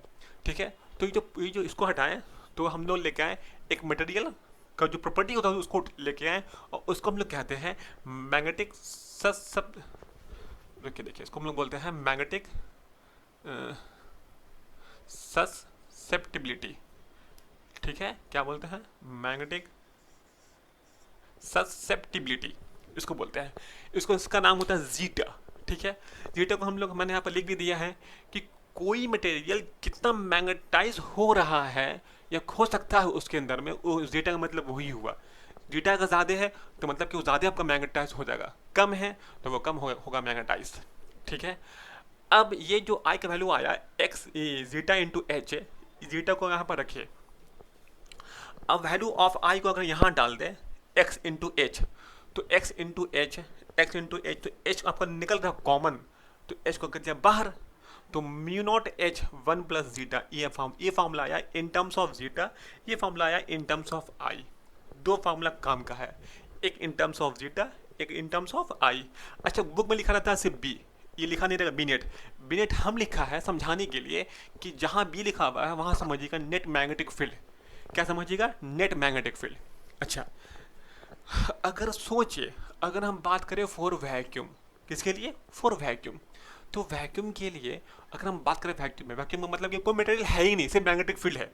अगर कोई मटेरियल नहीं है, कोई मटेरियल है ही नहीं, कोई मटेरियल है ही नहीं है, तो जो जीटा है वो होगा ही नहीं। जब मटेरियल नहीं तो जीटा नहीं, तो जीटा जीरो हो गया। जब जीटा जीरो हो गया तो सिर्फ बचा वन, तो म्यू नॉट इंटू एच।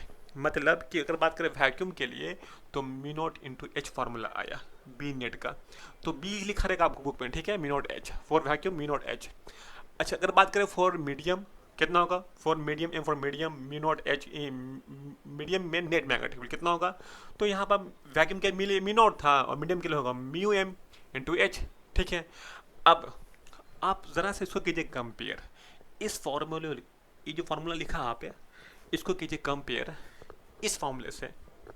ठीक है, आप या फिर आप इसको इससे कीजिए कंपेयर, ये जो लिखा आप, तो ये जो लिखा होता है ना, ये असल में ये जो फार्मूला लिखा होता है, ये लिखा होता है फॉर अ मीडियम, मतलब कि ये तो कोई मीडियम नहीं है, तब ना उसका कुछ डेटा भी है। ठीक है, कुछ डेटा भी इसका है, जैसे कि ये जो आप रखा है ना, इससे कुछ डेटा भी तो होगा, जो हम मैंने लिखा नहीं था, जीटा भी तो होगा। तो अगर तो ये मतलब कि ये किसी मटेरियल के लिए है, तो मटेरियल के लिए है, तो आप ये किसी मीडियम के लिए बात एक ही हुआ, किसी मीडियम बोले या मटेरियल बोले, तो इसको इससे कीजिए कंपेयर।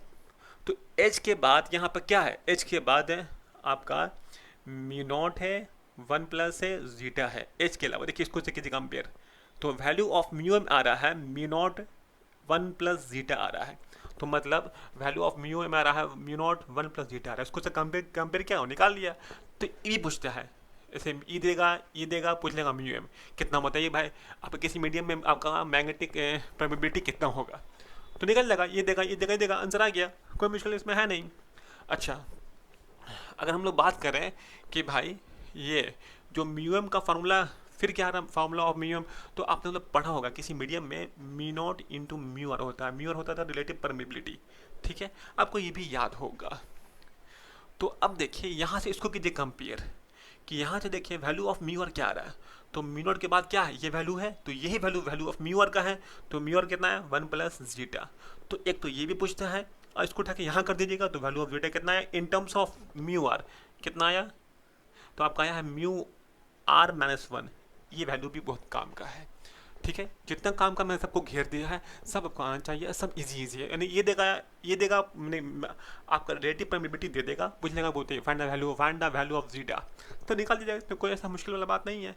अच्छा, इसमें एनसीईआरटी पे क्वेश्चन दिया हुआ है एकदम बच्चा बच्चा वाला, ठीक है, तो हम लोग क्वेश्चन करेंगे नीट का, जेई मेंस का, और अगर एडवांस में दिया रहेगा तो वो भी कर लेंगे, नहीं दिया हुआ तो कोई बात नहीं है, लेकिन पहले हम लोग करेंगे नीट का, फिर करेंगे जेई मेंस का, ठीक है। अच्छा, अब देखिए फॉर अ सोलोनाइड, हमको पता है ना formula of solenoid mu naught N I, अच्छा फार्मूला ऑफ सोलोनाइड होता था mu not into N I. अब आपको याद होगा ये फार्मूला आप लोगों ने ये देखा है मी नॉट एच, तो जब देखे तो ये जो फार्मूला है आप लोग जो पढ़ा है फार्मूला ऑफ सोलोनाइड, वो पढ़ा था इन अ वैक्यूम, लेकिन सोलोनाइड के अंदर में वैक्यूम हवा है या वैक्यूम है कुछ नहीं है, अगर कुछ डाल देंगे ना कुछ आयरन वगैरह, तो फार्मूला वो नहीं होगा मी नॉट एन आई, तो फार्मूला कुछ और हो जाएगा, तो यहाँ हो जाएगा म्यू एम।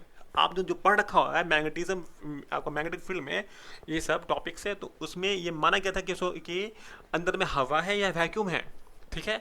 तो आप इसको कीजिए कंपेयर कीजिए फार्मूला फॉर वैक्यूम से, तो ये था म्यू नॉट एच, और यहाँ फार्मूला क्या है म्यू नॉट एच, और ये फार्मूला म्यू नॉट एन आई, दोनों ही फार्मूला फॉर सोलोनाइड के लिए, वैक्यूम के लिए, भी वैक्यूम के लिए, तो ये वैल्यू ऑफ एच कितना आया एन आई।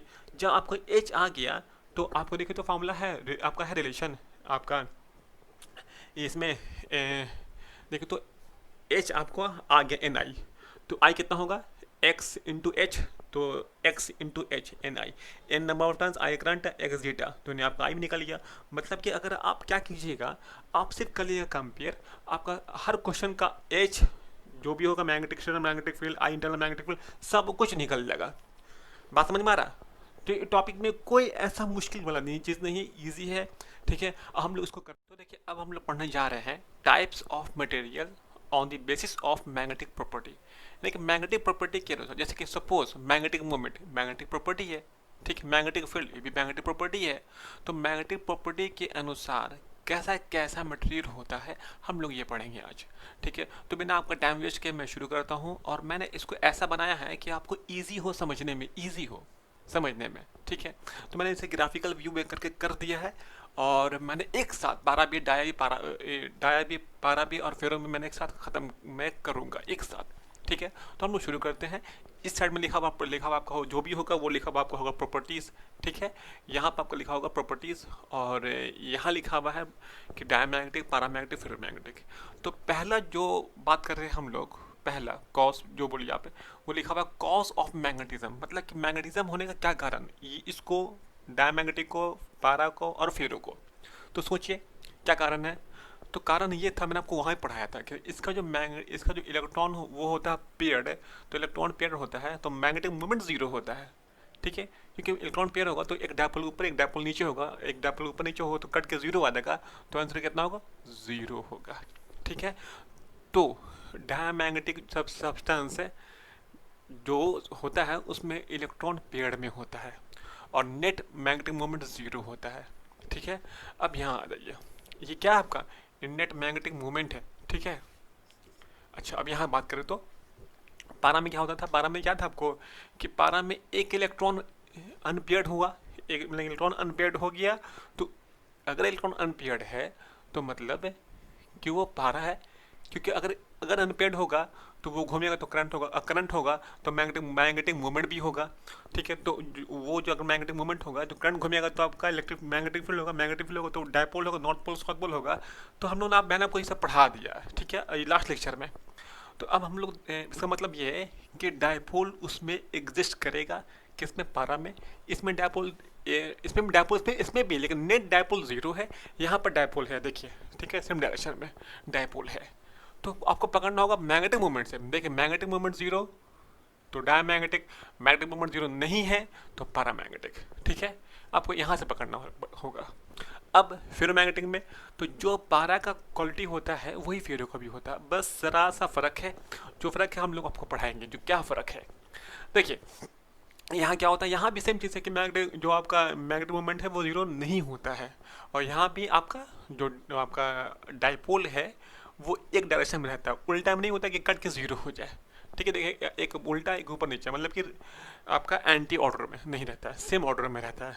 अच्छा, अब बात करते हैं बिहेवियर का कि यूनिफॉर्म मैग्नेटिक फील्ड में, यूनिफॉर्म एमएफ में क्या बिहेवियर होगा। तो इसको देखा गया है डायमैग्नेटिक को कि ये रिपेल करता है, किसको, डायमैग्नेटिक रिपेल करता है। अब रिपेल करने का कारण क्या है, तो कारण ये है कि जब डायमैग्नेटिक को मैग्नेटिक फील्ड में लेके जब हम लोग गए तो इसके अंदर में जो इंड्यूस मैग्नेटिक फील्ड है उसका डायरेक्शन उल्टा हो गया। अगर इसके अलोंग होता तो होता है अट्रैक्ट, लेकिन उल्टा हो जाता है इंड्यूस, और उल्टा होने के कारण देखिएगा नॉर्थ पोल है, नॉर्थ पोल ये है, ठीक है। जैसे यहाँ जा रहा होगा, यहाँ से मैग्नेटिक फील्ड निकल रहा है तो नॉर्थ पोल ये, ठीक है, साउथ पोल ये बाहर का, और जो अंदर में जो जो हुआ है आपका पैदा, नॉर्थ पोल ये, नॉर्थ पोल ये क्या करेगा, रिपेल किया अट्रैक्ट। तो कॉमन मत है रिपेल, जो कि सेम पोल है तो करेगा रिपेल। तो होता क्या है कि इसमें ऐसा आपका अंदर में पैदा होता है मैग्नेटिक फील्ड कि रिपेल करता है बाहर के मैग्नेटिक फील्ड से, ठीक है। कारण क्या, मैंने आपको यहाँ दिखाई दे कि उल्टा, इसमें जो आई है वो उल्टा होता है किससे, मैग्नेटिक, बाहर वाला मैग्नेटिक फील्ड से डायरेक्शन में उल्टा होता है, ठीक है। अच्छा, अब यहाँ आते हैं पारा में। तो पारा में क्या होता है, पारा में क्या होता है कि ये अट्रैक्ट करता है। अट्रैक्ट होने का कारण क्या होता है कि मैग्नेटिक फील्ड के अलोंग होता है ओरिएंट इंड्यूस मैग्नेटिक, इसके अंदर का इंड्यूस मैग्नेटिक फील्ड जो पैदा हो रहा है डायपोल के अरेंजमेंट से, वो इसके अलोंग होता है, तो अट्रैक्शन होगा। सपोज देखिए देखिए 1 2 3 मैंने नहीं दिखाया यहाँ पर, इसका नॉर्थ पोल यहाँ, इसका नॉर्थ पोल यहाँ, इसका साउथ पोल यहाँ, ठीक है। जैसे कि ये जो होता है ना, ये जो यहाँ एरो होता है वहाँ होता है नॉर्थ, और जहाँ यहाँ होता है साउथ, यहाँ नॉर्थ यहाँ साउथ, ठीक है।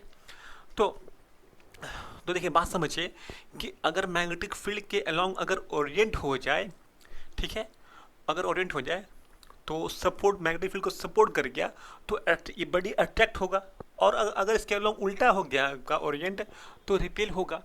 और ऐसे भी सोच के देखिए कि अगर यहाँ पर है, यहाँ नॉर्थ, और यहाँ से मैग्नेटिक फील्ड निकला तो यहाँ पर नॉर्थ, यहाँ पर साउथ होगा, तो ये नॉर्थ और ये साउथ में हुआ अट्रैक्शन, अट्रैक्शन हो गया, ठीक है। तो मतलब ये कि ये अट्रैक्ट होगा। लेकिन इसमें देखिएगा इसमें फ़र्क क्या हो रहा है कि इसमें जितना भी डायपोल है सब डायपोल ओरिएंट नहीं हुआ है, कुछ हुआ है कुछ नहीं हुआ है, ठीक है।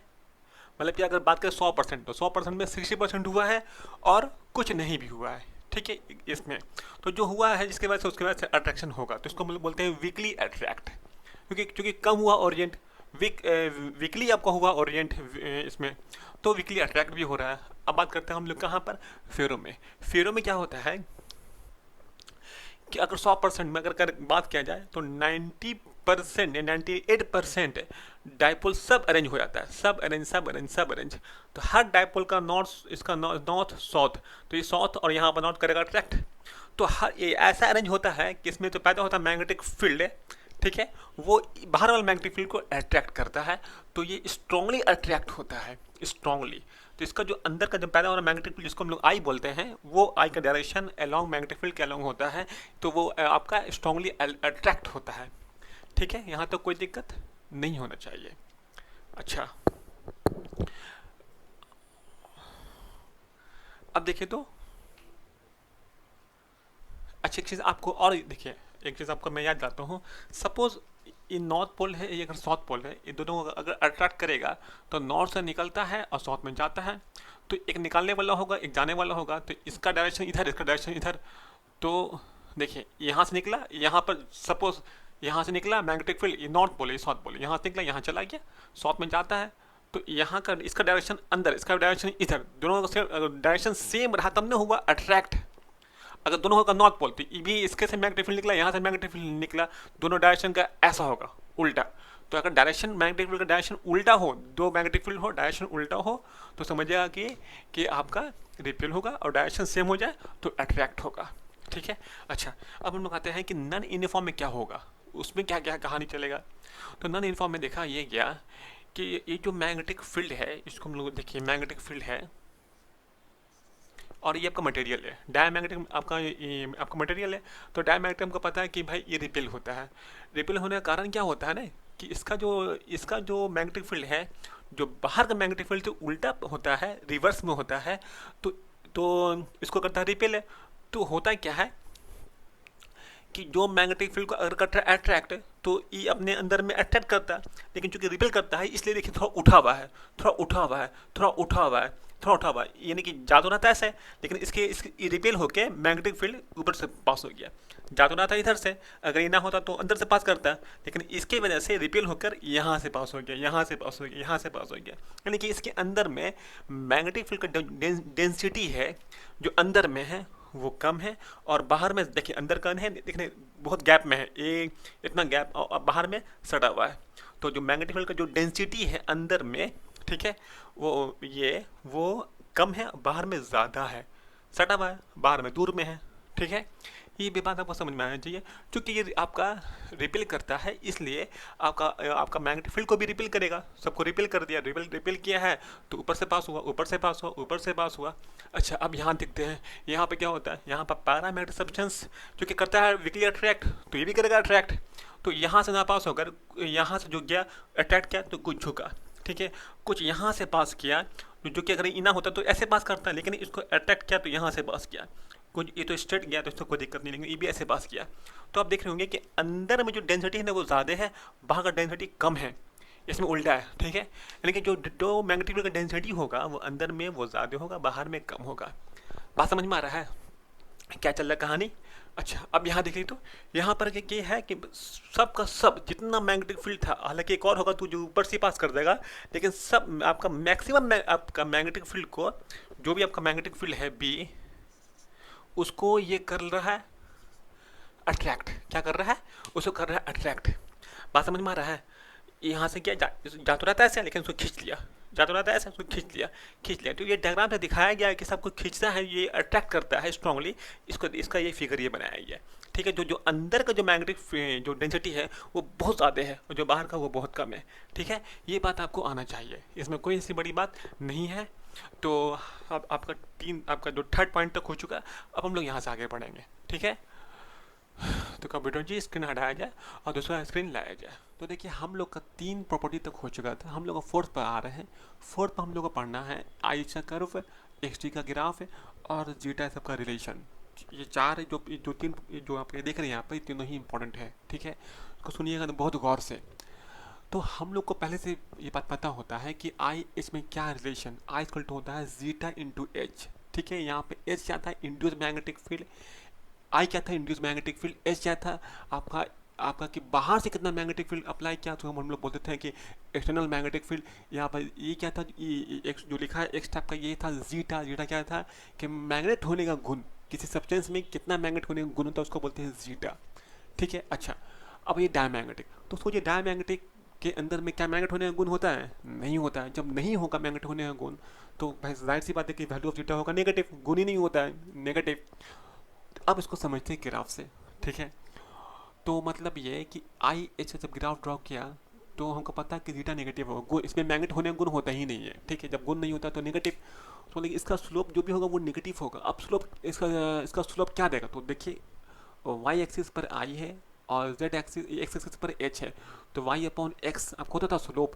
तो ये आप यहाँ चेक कर लीजिए, ये जो भी इसका हाइट है प्लस ये जो भी इसका है, ठीक है, पी अपॉन बी, पी और अपॉन बी, तो ये हो रहा tan थीटा, तो ये हो रहा आई अपॉन एच, तो आई अपॉन एच देखिए, आई अपॉन एच ये हो रहा जीटा, यानी कि इसका स्लोप देगा आपको जीटा, ठीक है।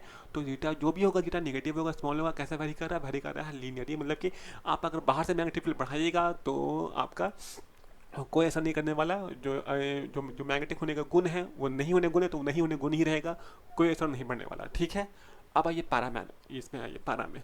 तो पारा में मैग्नेट होने का गुण होता है, अगर पारा मैग्नेटिक सब्सटेंस में मैग्नेट होने का गुण होता है, इसका जीटा जो भी आएगा वो पॉजिटिव आएगा, पता नहीं क्या आएगा, लेकिन जो भी आएगा वो पॉजिटिव आएगा। अब स्मॉल भी होता है, ठीक है, हाँ बिल्कुल सही। वायरिंग कैसा, मतलब कि ऐसा नहीं कि बहुत सारे गुण होता है आपका मैग्नेट होने का। मैग्नेट होने का बस गुण होता है, ऐसा नहीं कि एकदम 100% है तो भाई 100.95% गुण होता है, ऐसा नहीं है। 100% है तो 30% 40% गुण होता है इसके अंदर में, ठीक है। अब गुण होता होगा तो इससे जीटा पॉजिटिव भी है, स्मॉल भी। अच्छा कैसे, मतलब कि मैग्नेटिक फील्ड जब बढ़ाइएगा बाहर वाला मैग्नेटिक फील्ड, तो ये कैसा वेरी करेगा, ये वेरी करेगा लीनियर। मतलब कहने का मतलब ये कि बाहर का मैग्नेटिक फील्ड बढ़ाने से इसके अंदर का जो मैग्नेटिक फील्ड इंड्यूस हो रहा है वो स्मूथली स्मूथली बढ़ेगा, धीरे धीरे बढ़ेगा, और वो उसके अंदर जो वेरिएशन होने वाला है वो वेरिएशन होगा लीनियरली, ठीक है। इसका स्लोप क्या देगा, तो देगा जीटा। और कैसा, तो यहाँ पर स्लोप पॉजिटिव है जो कि ऊपर है ये थीटा, यहाँ स्लोप नेगेटिव जो कि थीटा नेगेटिव है नीचे है, तो ठीक है, इतना बात आपको आना चाहिए। अब आइए फेरोमैग्नेटिक में। फेरोमैग्नेटिक में आपको तो पहले से पता है कि फेरोमैग्नेटिक होता है वो सब्सटेंस जो जिसके अंदर में मैग्नेट होने का पूरा पूरा गुण होता है, पूरा पूरा गुण होता है मैग्नेट होने का। अगर इसके अंदर पूरा पूरा गुण होता है मैग्नेट होने का इसके अंदर में, तो इसका हीटा पॉजिटिव होता होगा बहुत लार्ज। हाल में लिखा भी है कि पॉजिटिव और लार्ज। अच्छा अब वारी कैसे करेगा, तो चूंकि इसमें देखा ये क्या है कि अगर बाहर से मैग्नेटिक फील्ड को बढ़ाइएगा बढ़ाइएगा बढ़ाइएगा, तो अंदर में जो पैदा हो रहा है मैग्नेटिक फील्ड जो सपोर्ट करता है मैग्नेटिक फील्ड को, तब ना हो इसके अंदर बढ़ता है मैग्नेट होने का गुण, तो वही बढ़ता बढ़ता बढ़ता बढ़ता। हाँ एक वक्त ऐसा आएगा कि सब सारा आपका एटॉमिक डाइपोल जो भी डाइपोल होगा सब हो जाएगा अरेंज, फिर आप बाहर का मैग्नेटिक फील्ड बढ़ाइएगा तो भी असर नहीं करेगा। तो इसको हम लोग बोलते हैं सैचुरेशन पॉइंट, ठीक है। जैसे सपोज ये ग्राफ है, ये ग्राफ है, तो इसमें एक ऐसा पल आएगा जो बढ़ाने से भी नहीं बढ़ेगा, फिर ग्राफ हो जाएगा स्ट्रेट लाइन, ठीक है, उसको हम लोग बोलते हैं सैचुरेशन पॉइंट। खैर तो यहाँ पर जीटा कैसा आया, तो पॉजिटिव आया, लार्ज आया, और कैसा वेरी कर रहा है लीनियर दी, मतलब कि बाहर का मैग्नेटिक फील्ड बढ़ाने से उसके अंदर का मैग्नेटिक फील्ड और बढ़ेगा और बढ़ेगा और बढ़ेगा और बढ़ेगा, उसके अंदर मैग्नेटिक होने का जो प्रॉपर्टी है वो और बढ़ेगा, जीटा और बढ़ेगा। अच्छा अब आइए हम लोग स्टी ग्राफ पर। तो आपको पहले पता है कि भाई डायमैग्नेटिक में आप कुछ भी कीजिए, आप जान दे दीजिए, लेकिन उसके अंदर में मैग्नेटिक गुण नहीं आने वाला तो नहीं आने वाला, चाहे जो कीजिए आप। फिर भी आप यहाँ देखिए ग्राफ में कि आप टेम्परेचर को बढ़ा रहे हैं, ठीक है, लेकिन जो जो जीटा है उस पर कोई असर नहीं पड़ रहा। जीटा जो भी है वो नेगेटिव भी है, देखिए यहाँ से ये ओरिजिन है, इससे नीचे नेगेटिव भी है और छोटा भी है, नेगेटिव भी है और छोटा भी है। मैंने पहले बताया था इसके लिए जीटा नेगेटिव भी होता है स्मॉल भी होता है। अपना टेम्परेचर बढ़ रहा है कोई असर नहीं पड़ रहा है, ठीक है, तो जीटा नेगेटिव भी है स्मॉल भी है, कैसा वेरी कर रहा है, वेरी कर रहा है लीनियर विद टेम्परेचर। अच्छा तो यहाँ पे जीटा है क्या है कि टेम्परेचर से है इंडिपेंडेंट, कोई असर नहीं है। आप टेम्परेचर कुछ भी कीजिए बढ़ाइए घटाइए कोई असर नहीं पड़ता है। लेकिन ये चीज़ यहाँ पर एप्लीकेबल नहीं होता पैरामैग्नेटिक में। पैरामैग्नेटिक में क्या होता है कि जब आप टेम्परेचर बढ़ाइएगा तो पैरामैग्नेटिक में मैग्नेटिक होने का गुण घटेगा, इनवर्सली है। क्या होगा, टेम्परेचर बढ़ाएंगे तो उसके अंदर में मैग्नेट होने का गुण घटेगा, ठीक है। इसको ही हम लोग बोलते हैं क्यूरी लॉ। क्या बोलते हैं, क्यूरी लॉ। पेरे क्यूरी नाम उनका था, पूरा नाम, हम लोग शॉर्टकट में बोलते हैं क्यूरी लॉ, कि टेम्परेचर बढ़ाने से मैग्नेट होने का गुण घटता है, किसमें, पैरामैग्नेटिक सब्सटेंस के लिए। यानी क्यूरी लॉ जो है वो किसके लिए एप्लीकेबल है, फॉर पैरामैग्नेटिक, डायमैग्नेटिक के लिए नहीं है, ठीक है। अच्छा अब आइए इसको समझिए अब। अच्छा क्यूरी लॉ एक और भी था जो आपने पहले पढ़ा है, आपको मालूम नहीं है। आपने पहले ये पढ़ रखा था ना कि आई अगर बाहर का जो मैग्नेटिक फील्ड अगर हम बढ़ाएं, ठीक है, पैरामैग्नेटिक सब्सटेंस को, तो डायपोल जो हो रहा था अरेंज है, तो आई बढ़ा था, आई याद होगा आपको मैंने पढ़ाया था, आई बढ़ा था, तो आई जो है वो एच से होता है प्रोपोर्शनल। ये भी क्यूरी लॉ है। क्यूरी सर ने दो बात कहा था, एक कहा था कि भाई जो टेम्परेचर बढ़ाने से मैग्नेट होने का गुण घटेगा, और बाहर का मैग्नेटिक फील्ड बढ़ाने से अंदर का मैग्नेटिक फील्ड बढ़ेगा, ठीक है। ये दो बात उन्होंने कहा है, दोनों ही बोलते हैं क्यूरी लॉ।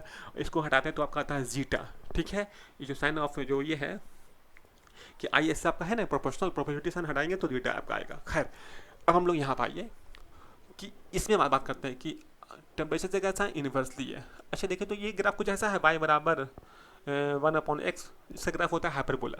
देखिए ग्राफ कैसा है, हाइपरबोला। अच्छा अब इसको हटावेंगे तो आपका कुछ कॉन्स्टेंट टर्म आएगा, कुछ कॉन्स्टेंट टर्म आएगा, उसको हम बोलते हैं सी। सी के यहाँ पर होता है क्यूरी कॉन्स्टेंट, और टी क्या होता है, टेम्परेचर। टेम्परेचर इन कैल्विन, किसमें, कैल्विन में टेम्परेचर आपको लेना है, ठीक है। अच्छा इस जीटा बात समझ में आ रहा है, ठीक है। अब वैल्यू ऑफ जीटा कितना होता है, तो देखिए वैल्यू ऑफ जीटा होता है आई अपॉन एच, आई अपॉन एच, तो आई अपॉन एच उसको उठा के यहाँ कर देते तो I equal to C H by T, यही क्यूरी लॉ है। यहाँ पर सी क्या है, क्यूरी कांस्टेंट है, ठीक है। अच्छा अब आपके, लेकिन आपके एनसीईआरटी में लिखा हुआ ऐसा नहीं है, आपके लिखा हुआ एनसीईआरटी में ऐसा, तो कुछ नहीं, सिंबल अलग वो माना है, वहाँ वो आई को माना है, आई जो इंड्यूस मैग्नेटिक फील्ड है उसको वो एम माना, तो आप ठीक है एम बोल सकते हैं। अब एच को उसने बोला वी नॉट, तो वी नॉट, तो सेम फार्मूला सेम है, बस उसने माला अलग अलग है। ठीक है, अब इसको सॉल्व करके इस जो वैल्यू ऑफ बी नॉट है वो होता है मी नॉट एच, मैंने पहले पढ़ाया है, वो पुट कर दीजिएगा तो सी मी नॉट बाई टी। अब बोलेगा कि आपने जो मैंने जो लिखा है वो हाँ म्यू नहीं है, यहाँ म्यू है, तो ये म्यू भी होता है कांस्टेंट टर्म, तो हम इस सी म्यू नॉट को भी हम बोल सकते हैं बड़ा सी। ठीक है, तो मैंने लिखा है सी, आसान में आया, लेकिन क्यूरी ला में ऊपर में क्यूरी कांस्टेंट, नीचे में टेम्परेचर, यहाँ भी एनसीईआरटी में भी यही है, और मैंने जो बताया आपको इसमें भी है, बोथ आर सेम, कोई डिफरेंस नहीं है। अब हम लोग आते हैं फेरो में। फेरो में क्या होता है, तो बात समझ में आया इसमें क्या हो रहा है कि टेम्परेचर बढ़ाने से मैग्नेटिक गुण होने का जीटा घट रहा है, मतलब कि मैग्नेट होने का गुण घट रहा है। देखिए यहाँ पर है तो जीटा इतना, यहाँ पर है तो जीटा इतना, यहाँ पर है तो जीटा इतना घट रहा है, लेकिन वो मैग्नेट होना नहीं चाहता है टेम्परेचर बढ़ाने से। ऐसे इसका कारण क्या होता होगा, ठीक है, जरा सोचिए इसका कारण क्या होता होगा। देखिए इसका रीज़न ये होता है, जैसे आपके पास मान लिया कि आपके पास, चलिए ये पेन है वो जो आप जो मतलब कि आपका पैरामैग्नेटिक है ये पेन, इस पेन में आपका बहुत सारा एटॉमिक डायपोल होगा, ठीक है, जो सब अरेंज हो चुका होगा। लेकिन जब आप टेम्परेचर बढ़ा रहे हैं तो मान लीजिए यही आपका एटॉमिक डायपोल है, सपोज ये टेम्परेचर बढ़ने से काइनेटिक एनर्जी बढ़ेगा, काइनेटिक एनर्जी अगर बढ़ेगा तो हिलना शुरू होगा, जब हिलना शुरू होगा तो ओरिएंटेशन बिगड़ेगा, जब ओरिएंटेशन बिगड़ेगा तो जो इंड्यूस मैग्नेटिक फील्ड है उसका डायरेक्शन भी बदलेगा, जब डायरेक्शन बदलेगा तो फिर शुरू हो जाएगा होना रिपील, बाहर का मैग्नेटिक फील्ड से रिपील होना शुरू हो जाएगा। तो मामला ये कुछ यूँ चलेगा, अंदर की सब बात है, ठीक है, लेकिन ऐसा होता है टेम्परेचर बढ़ाने से, ये रीज़न है, इसलिए इसका मैग्नेट होने का गुण क्या होता है, घट जाता है। ठीक है, अच्छा अब आइए फेरो में क्या होता होगा, तो देखिए फेरो में कहानी इतना है कि टेम्परेचर फिर फेरो तो कहता है कि भाई हम तो मेरे अंदर तो मैग्नेटिक गुण भरा हुआ ना, जितना चाहिए उतना हमको मैग्नेट कर सकते हैं, आप कीजिए कोई दिक्कत नहीं है।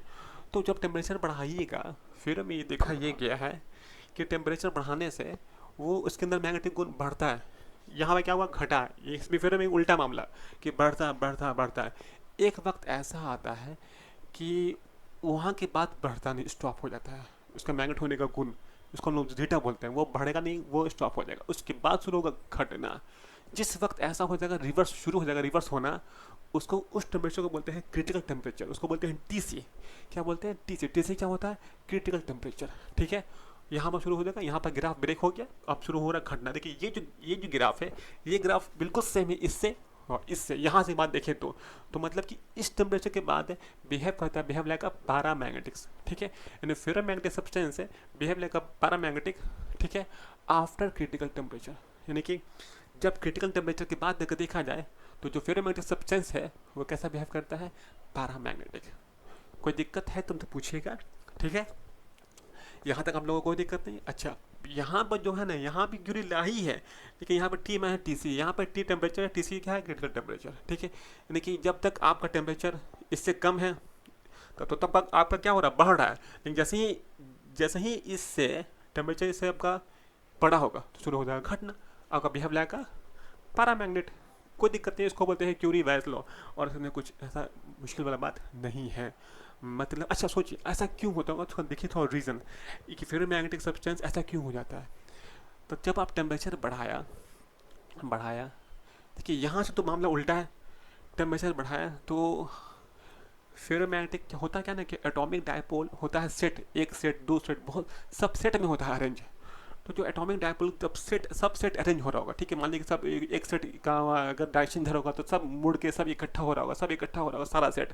जब सारा सेट इकट्ठा हो रहा होगा आपका एटॉमिक डायपोल का, तो इकट्ठा होने के वक्त जब सब अपने डायरेक्शन में अलाइन हो रहा होगा, तो अलाइन होने के वक्त टेम्परेचर बढ़ाया, अलाइन हुआ, एक वक्त ऐसा आया होगा कि सब अलाइन हो गया होगा, सब अपने आप हो गया होगा ओरिएंट, और उस समय मैक्सिमम गुण आया होगा मैग्नेट होने का उस समय। ठीक है, लेकिन जब आप और बढ़ाया टेम्परेचर और बढ़ाया, आप पहुंच गए क्रिटिकल पर, तो क्रिटिकल के बाद हुआ क्या कि आप इतना दे दिए एनर्जी कि सब डोमेन टूट गया, सब डोमेन जो सेट इकट्ठा था, सब पैकेट में इकट्ठा था ना, सब टूट के बिखर गया, तो मतलब पूरा ओरिएंटेशन बिगड़ गया, तो अब शुरू हो गया घटना, अब वो बिहेव करने लगा पैरामैग्नेटिक।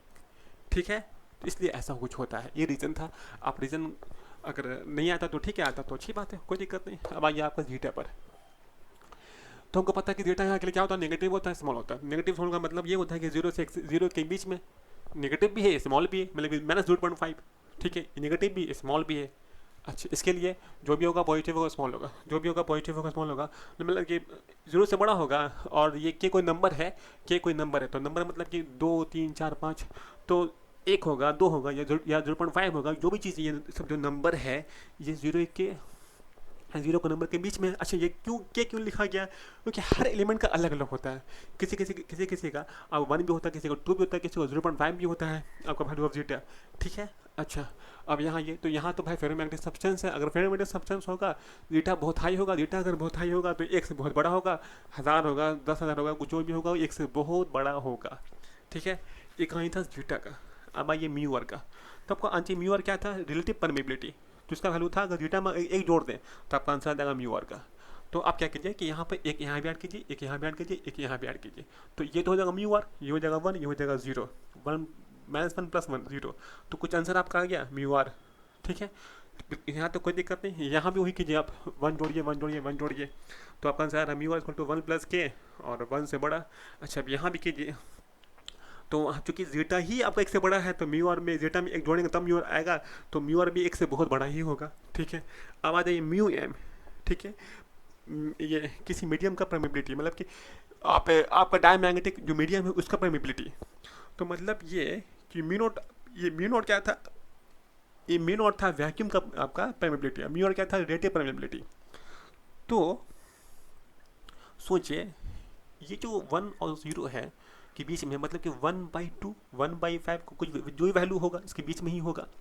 तो अगर 1/2 आप यहाँ कीजिएगा पुट, इसके लिए बात कर रहे हैं, इसके लिए। ठीक है, 1/2 जब पुट कीजिएगा तो म्यू एम आया 1/2, 1/2 आया म्यू इसका म्यू नॉट का, तो मतलब ये कि कम आया ज़्यादा आया, कम नहीं आया, कम आया। अब यहाँ देखिए, यहाँ पर 1 से बड़ा है, तो 1 से बड़ा वैल्यू है म्यू एम का, तो ये इसका म्यू आर का, तो यहाँ म्यू आर भी था, तो मतलब कि 2/5, ये सॉरी 5/2, तो जो भी आया 2.5 आया, तो 2.5 आया, म्यू एम बढ़ाने, देखिए म्यू एम क्या हो गया, म्यू एम का वैल्यू था म्यू नॉट म्यू आर, तो म्यू एम बढ़ाने हो गया, सोच के देखिए। अच्छा, अब यहाँ देख लीजिए म्यू एम जो है वो जब ये बड़ा है तो ये म्यू एम भी खूब बड़ा होगा आपका म्यू नॉट से। सिंपल है, आप खुद से करके चेक कर सकते हैं, सिंपल मैथमेटिक्स है, इसमें कोई मुश्किल बात नहीं है। यहाँ तक आपका हो गया। अब हम लोग यहाँ से आगे बढ़ रहे हैं। ठीक है, सबसे इम्पोर्टेंट जो पार्ट यहाँ पर था वो था ये पार्ट। ठीक है, ऐसे हालांकि सभी इंपॉर्टेंट है, हर से क्वेश्चन एग्जाम में आपके आ चुका है। तो हम लोग आगे बढ़ रहे हैं। कंप्यूटर जी स्क्रीन हटाया जाए और नया स्क्रीन लाया जाए। तो देखिए हम लोग का 6 तक हो चुका था, ठीक है ना, 6 तक। अब हम लोग 7 में आ चुके हैं। तो देखिए इस 7 नंबर आपका ये कहता है प्रॉपर्टी कि मैग्नेटिक मोमेंट ऑफ एटम, मतलब कि ये देखा गया है कि डायामैग्नेटिक सब्सटेंस में, मैंने आपको पहले बताया है वैसे भी कि डायामैग्नेटिक सब्सटेंस में एक परमानेंट नहीं होता है, मतलब कि जो थ्रो होता भी है तो वो जो होता है मैग्नेटिक मोमेंट वो उल्टा होता है। किससे उल्टा होता है, जो बाहर से जो अप्लाइड किया आप मैग्नेटिक फील्ड उससे उल्टा होता है अलाइंड। एक तो कि होता ही नहीं कोई परमानेंट, और जो थ्रो होता भी है अरेंज वो उल्टा हो जाता है। किससे उल्टा होता है, आपका बाहर के एक्सटर्नल मैग्नेटिक फील्ड से उल्टा होता है अलाइंड। जैसे फॉर एग्जांपल देखिए यहाँ पर मैंने इसका एग्जांपल है, सपोज ये देखिए अगर बाहर का मैग्नेटिक फील्ड है तो इससे उल्टा हुआ है। ठीक है, अरेंजमेंट ओरिएंटेशन। खैर, अब हम लोग यहाँ आते हैं पारा में। क्या होता है पारा में तो कुछ तो अरेंजमेंट होता है जो बाहर के मैग्नेटिक फील्ड के अलोंग होता है। देखिए इसका मैंने दिखाया एग्जांपल, देखिए बाहर का मैग्नेटिक फील्ड है इसके अलोंग है। ठीक है, इसके अलोंग कुछ है कुछ नहीं, 100% नहीं होता है 100%। अच्छा, अब आइए फेरो में क्या होता है कि इसमें एक परमानेंट आपका मैग्नेटिक मूवमेंट होता है जो आपका अपने डोमेन में होता है। फॉर एग्जांपल आपको यहाँ देख के समझ में अच्छा से आएगा। डोमेन का मतलब कि एक सेट, एक पैकेट को बोलते हैं डोमेन। देख रहे हैं यहाँ से यहाँ 1 2 3 4 डायपोल है, तो इसको हम एक डोमेन बोल जाए। डोमेन हुआ सब डोमेन एंड डोमेन, मतलब कि इसमें ग्रुप में होता है आपका डायपोल। तो होता क्या है कि फेरोमैग्नेटिक सब्सटेंस में कि ग्रुप में होता है, तो इसमें आपका होता है ऑर्गेनाइज्ड। ठीक है, और इसमें अमाउंट भी ज़्यादा होता है। जैसे इस समय तो हम लोग देखें कि थोड़ा हुआ, ठीक, कोई आपका कोई परमानेंट नहीं है। इसमें आपका परमानेंट है लेकिन बहुत ज़्यादा भी नहीं है। इसमें आपका परमानेंट भी है और ऑर्गेनाइज भी है, और कहाँ डोमेन में।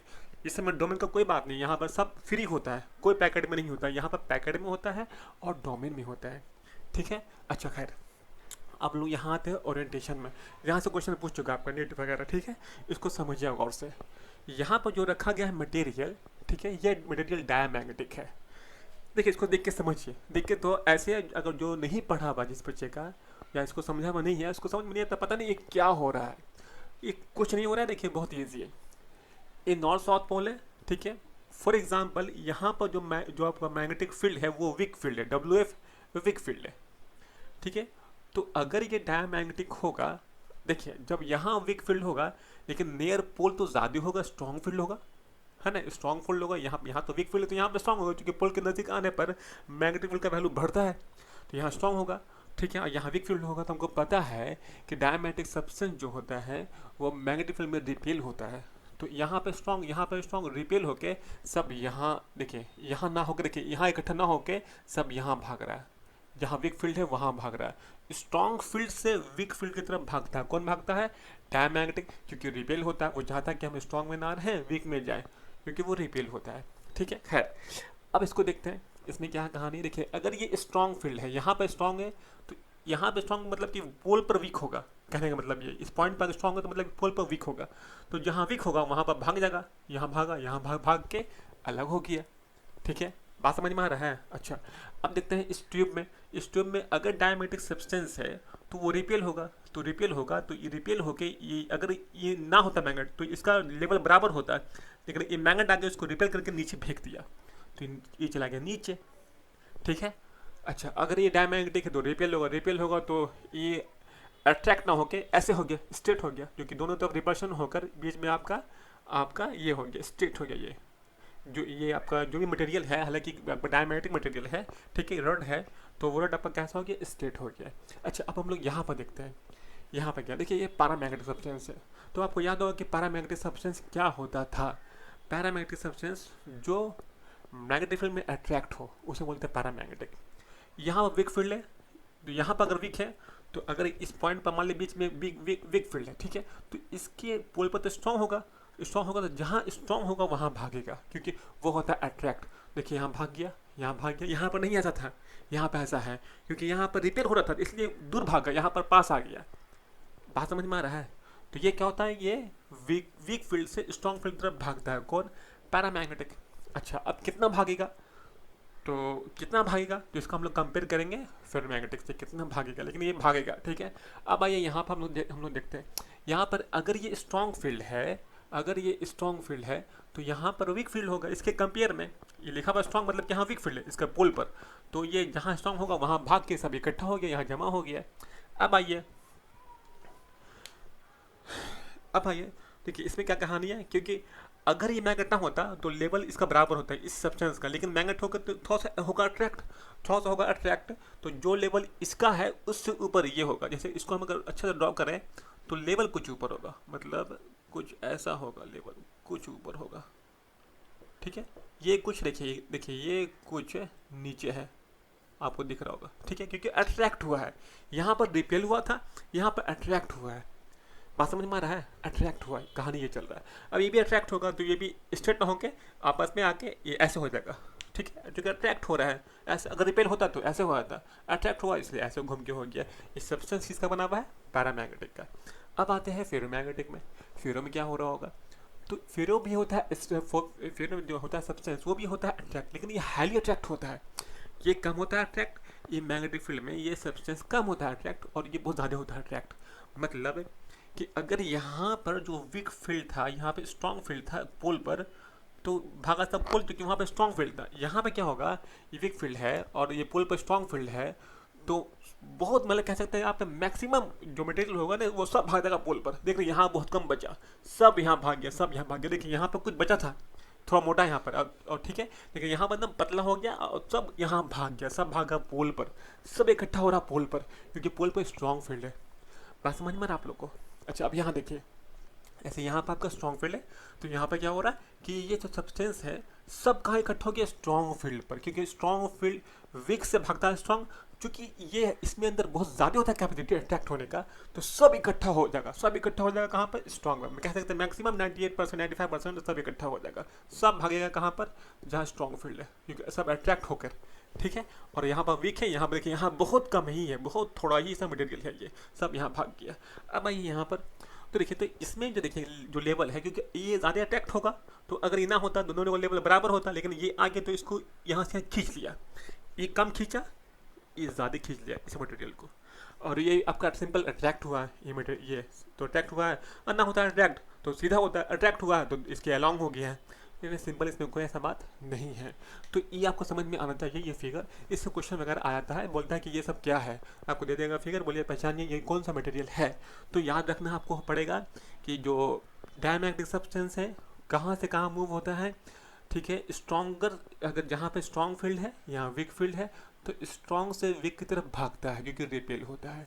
पैरामैग्नेटिक में उल्टा कहानी है, वीक से स्ट्रॉन्ग तरफ भागेगा लेकिन फेरो से कम भागेगा, फेरो में सबसे ज़्यादा भागता है स्ट्रॉन्ग फील्ड की तरफ, पूरा इकट्ठा हो जाता है। यही कहानी, बस इसमें और कुछ है नहीं ऐसा।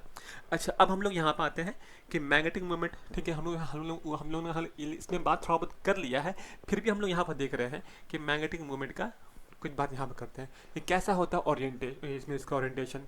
तो मान लिया कि आपका मैग्नेटिक फील्ड लगा है बाहर से, ठीक है। तो मैग्नेटिक मोमेंट जो है ना वो उल्टा होता है इसमें, किसमें, आपका डायमैग्नेटिक में। तब तो होता है रिपेल, उल्टा होता है, जैसे कि इसके अलॉन्ग ना होकर उल्टा हो गया, उल्टा, ठीक है।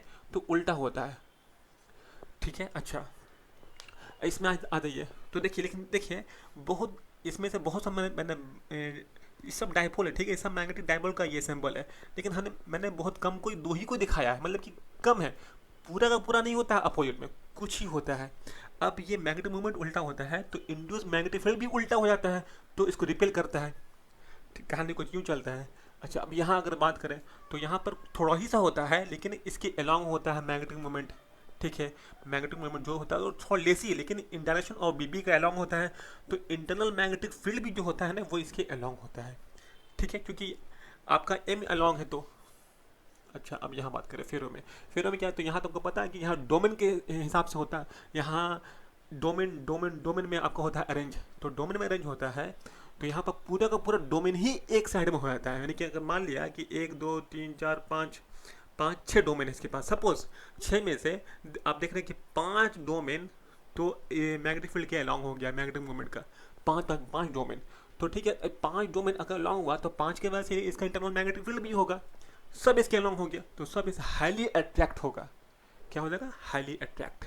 खैर, यहाँ बात करें तो अब इसका कुछ एग्जाम्पल है जो आपको याद रहना चाहिए।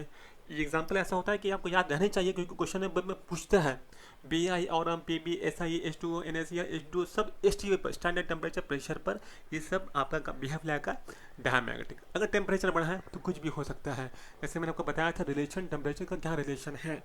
अच्छा, अब ये पैरामैग्नेटिक सब्सटेंस का एल्युमिनियम, निकल, एल्युमिनियम, सोडियम, कैल्शियम, O2 और एस पर सब का ये सब बिहेव लगा पैरामैग्नेटिक।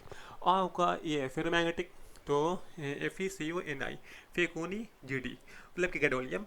तो ये सब एग्जाम्पल आपको याद रहना चाहिए क्योंकि एज इट इज एग्जाम्पल से भी क्वेश्चन आ जाता है, तो याद रहना चाहिए, ठीक है। एग्जाम्पल में कुछ है नहीं, फेकोनी है यहाँ पे ऐसे, आपका AlNa, आपका ए अल्मोनियम है, सोडियम है, कैल्शियम है, तो बहुत ऐसा हार्ड एग्जाम्पल भी नहीं है, आप अगर चाहें तो इसको मैन में रख सकते हैं। अच्छा, अब एक चीज़ है जो आपको याद रखना है कि अगर बात करें फॉर अ सुपर कंडक्टर तो उसमें क्या होता है, तो सुपर कंडक्टर में आपको याद होगा कि इसमें पूरा का पूरा इलेक्ट्रॉन फ्लो होता है, लेकिन इसमें कोई रुकावट नहीं होता है, ठीक है। सुपर कंडक्टर हो करता क्या है कि ये हाईली रिपल्सिव होता है, इसमें 100% एटॉमिक डायपोल उल्टा हो जाता है मैग्नेटिक फील्ड से, इंड्यूस मैग्नेटिक फील्ड पूरा उल्टा हो जाता है, ठीक है। अगर हम इसमें बाहर से पास करें मैग्नेटिक फील्ड तो इसमें एक मैग्नेटिक फील्ड भी इसमें अंदर नहीं जाएगा, सब बाहर, मतलब कि इसमें मैक्सिमम होता है रिपल्शन, ठीक है। तो ये चाहता ही नहीं कि हम मैग्नेट हो, कौन, सुपर कंडक्टर। ये मैक्सिमम केस ऑफ डायमैग्नेटिक है, सुपर कंडक्टर इज आपका एक्सट्रीम केस ऑफ डायमैग्नेटिक, ठीक है। जिसमें इसका जो वैल्यू ऑफ थीटा था वो -1 से 0 था, लेकिन ये -1 है जो कि मैक्सिमम केस है, -1, ठीक है। तो वैल्यू ऑफ जीटा कितना होता है, -1 होता है, जो आपको याद रहना चाहिए, जो कि इंपॉर्टेंट है। और जीटा क्या था कि मैग्नेट होने का गुण नहीं, जी आपका जो था जीटा वो था I/H का रेशियो था जीटा, कि I क्या था, इंटरनल मैग्नेटिक फील्ड, H क्या था, एक्सटर्नल मैग्नेटिक फील्ड, उसका रेशियो था, ठीक है, जो कि मैक्सिमम वैल्यू है -1, उससे ज़्यादा पॉसिबल भी नहीं है, ठीक है। तो मतलब है कि सुपर कंडक्टर मैग्नेट नहीं होता है, याद रखिएगा, क्वेश्चन एग्जाम में आ सकता है, ठीक है। तो आपका ये जो पार्ट था ना टाइप्स ऑफ मटेरियल, ये इससे बाहर नहीं पूछेगा, 10 तक मैंने करा दिया, 10 तक इनफ है। उसके बाद हम लोग अब आगे बढ़ के हम लोग पढ़ेंगे नेक्स्ट टॉपिक, ठीक है, इसको आप नोट कर लीजिए। और अब हम लोग पढ़ने वाले हैं हिस्टैरिसीस लूप। ठीक है, तो कंप्यूटर जी स्क्रीन हटाया जाए और नया स्क्रीन लाया जाए। तो गाइस अब हम लोग पढ़ने जा रहे हैं हिस्टैरिसीस लूप। एक रॉकेट साइंस नहीं कि बहुत हार्ड है, नहीं हो पाएगा, समझ में नहीं आएगा, क्योंकि कोई बुक ढंग से समझाया नहीं है। हर बुक ने पूरा क्लियर कट नहीं किया है, बस लिख दिया है, छाप दिया है, जो किया है। ठीक है, तो मैं आपको कोशिश करूंगा कि मैं आपको इसका 100% समझा दूँ।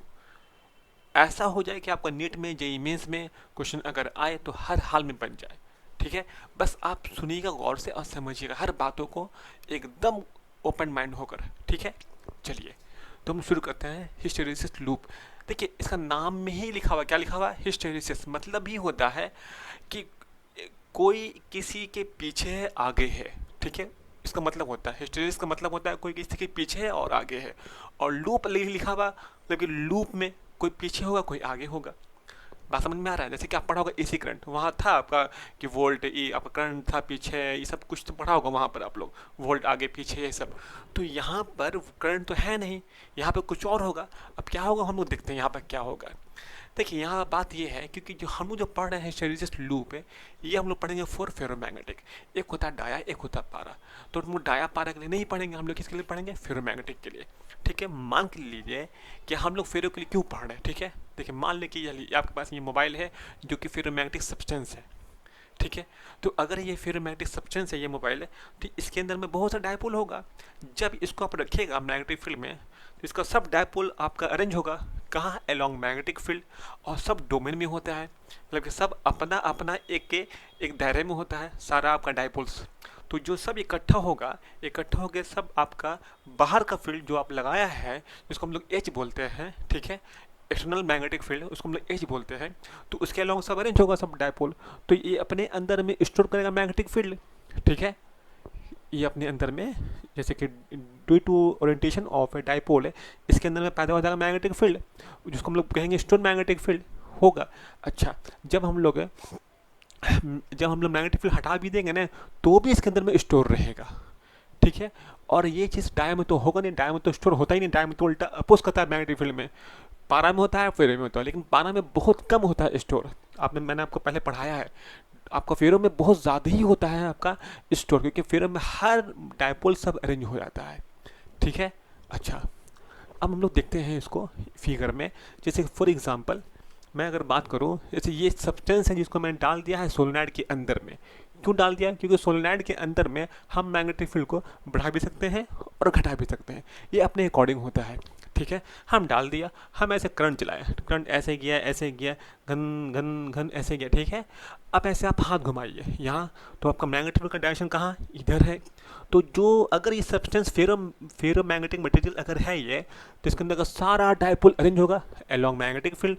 जिसको जो आपका जो बाहर का मैग्नेटिक फील्ड है, जो सोलेनॉइड पैदा किया, हम ऐसे तो बी होता है, हम इसको अभी एच मान रहे हैं। ठीक है, एच माना, हम लोग एच मानेंगे अभी इसको।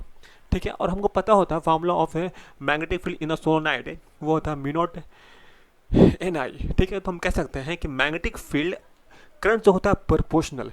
ठीक है, यहाँ तो कोई दिक्कत नहीं, इतना हमको पता होगा। ये सब बच्चा वाला बात है, आप लोगों ने बहुत पढ़ा है, बहुत पढ़ा। ठीक है, अच्छा अब ये इसका सब डायपोल जो अरेंज हो जाएगा, ठीक है, सब डायपोल अरेंज होगा कहाँ, टुवर्ड मैग्नेटिक फील्ड, सब अरेंज हो जाएगा। ठीक है, जब आप इसका बाहर का मैग्नेटिक फील्ड है, जैसे जो करंट के द्वारा जो मैग्नेटिक फील्ड पैदा किया आप, जब करंट को घटाइएगा ना, घटाइएगा, ठीक है, तो मैग्नेटिक फील्ड इसका भी घटेगा। लेकिन करंट जब जीरो कर दीजिएगा ना, तो भी इसके अंदर मैग्नेटिक फील्ड बच जाएगा। जो मैग्नेटिक फील्ड इसके अंदर बच जाएगा, उसको ही हम लोग बोलते हैं रिटेंटिविटी। क्या बोलते हैं? रिटेंटिविटी। अच्छा, अब जो बच गया, मान लिया कि इसमें आप अप्लाई किया था, आप 100 टेस्ला, इसमें स्टोर हुआ था आपका 80 टेस्ला, मान ली फॉर एग्जांपल। ठीक है, 100 अप्लाई किया था, ए का बी का वैल्यू आपका था 100 था, इसमें स्टोर हुआ था, डेवलप हुआ था, इंड्यूस हुआ था आपका 80 टेस्ला इसमें इंड्यूस हुआ था। लेकिन जब आप इसमें आप बाहर का मैग्नेटिक फील्ड हटा दिया, तो 80 से घट के 60 हुआ। फॉर एग्जांपल मैं मान के चल रहा हूँ कि वो 60 हुआ। अगर वो 60 हुआ तो वो तो आपका जीरो नहीं हुआ, लेकिन आप करंट जीरो भी कर दिए और मैग्नेटिक फील्ड भी जीरो कर दिया, तो भी इसमें आपका जीरो नहीं हुआ। तो अब ये जो 60 है, अब ये 60 जो इसमें बच गया मैग्नेटिक फील्ड, हम चाहते हैं कि इसको 60 को भी जीरो करते हैं। तो हम क्या करें, हम एक दिमाग लगाया कि हम उल्टा करंट को चला दिया। जब करंट उल्टा होगा तो मैग्नेटिक फील्ड इधर ना होके मैग्नेटिक फील्ड इधर होगा। देखिए करंट ऐसे तो अपना हाथ घुमाइए ऐसे, ऐसे खुला थंब, यानी करंट यानी कि मैग्नेटिक फील्ड इधर है, इसमें मैग्नेटिक फील्ड इधर है।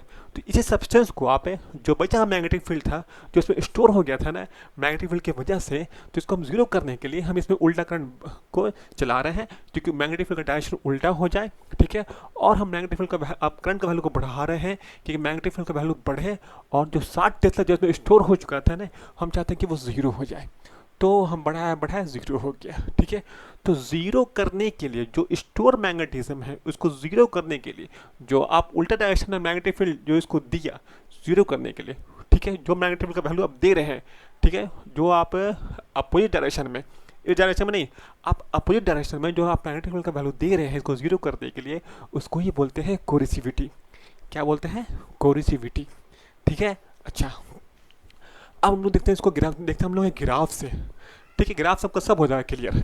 फॉर एग्जाम्पल देखिए इस सब्सटेंस को जो हम डाला अंदर में, ठीक है, हम मैग्नेटिक फील्ड को बढ़ाया, इसके अंदर का जो अलाइनमेंट है वो सब होना शुरू हो गया, ठीक है, डोमेन में सब होना शुरू हुआ। तो आप जब एच को बढ़ाया, एच मतलब कि मैग्नेटिक फील्ड को बढ़ाया, कैसे बढ़ा होगा? करंट की वजह से बढ़ा होगा।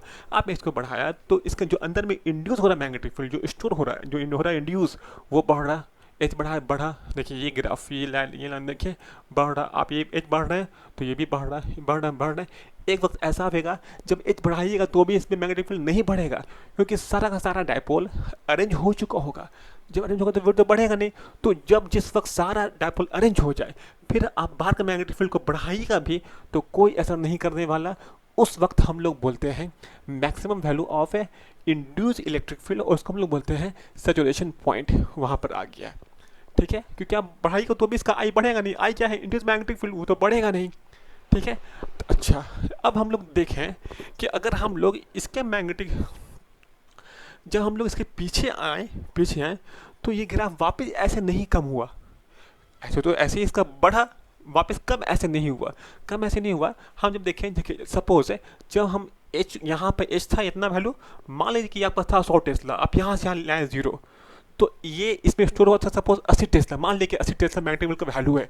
आप ये 100 से 0 कर दिया, ये 80 से 60 ही हुआ, मतलब 80 से 20 कम हुआ, 60 रह गया, पूरा था 80 60, इतना ही कम हुआ। देखिए ग्राफ इतना ही डाउन हुआ, बस ये ग्राफ यहाँ नहीं आया ओरिजिन पर, मतलब कि घटने के क्रम में, ठीक है, यानी कि जो घट रहा है मैग्नेटिक फील्ड, जो घट रहा है बाहर का मैग्नेटिक फील्ड घटने में ज़्यादा फास्ट है और ये घटने में पीछे है। तो मतलब कि कौन लैग कर रहा है? ये कि ये, तो घटने के मामले में लैग कर रहा है आपका इंड्यूस मैग्नेटिक फील्ड, वो कम घट रहा है, ये ज़्यादा घट रहा है, ठीक है। अच्छा, तो जब हम इसको जीरो भी कर दिया तो भी इसमें इतना स्टोर है। क्या स्टोर है? Magnetic field. उसको हम लोग क्या बोलते हैं? रिटेंटिविटी, जो इसमें स्टोर है, जो इसमें जमा है, ठीक है, हम लोग क्या बोलते हैं? हम लोग बोलते हैं रिटेंटिविटी। अच्छा, अब हम चाह रहे हैं कि जो इसमें इंड्यूस मैग्नेटिक फील्ड है, चाहते हैं कि इसको जीरो करना। फिर वही कि हम करंट उल्टा कर दिया, तो मैग्नेटिक फील्ड उल्टा हुआ। जब मैग्नेटिक फील्ड उल्टा हुआ तो एच का डायरेक्शन उल्टा हो गया। अब एच इधर नहीं, अब एच इधर है, इधर आपका एच होता है नेगेटिव में, ठीक है, यहाँ पर। तो यहाँ पे एच को बढ़ाया तो सब डायपोल उल्टा हो रहा है, तो नेट मैग्नेटिक फील्ड जीरो हो रहा है। तो ये जीरो, ये इसको इतना वैल्यू दिया, तब जाके ये इसका आई जो है घट के यहाँ पर आया। अब देखिए यहाँ पर आई जीरो है, तो मतलब कि इतना आपका एच लगा है आपका अपोजिट डायरेक्शन में, तो इसको ही बोलते हैं कोरिसिविटी। कोरिसिविटी क्या होता है?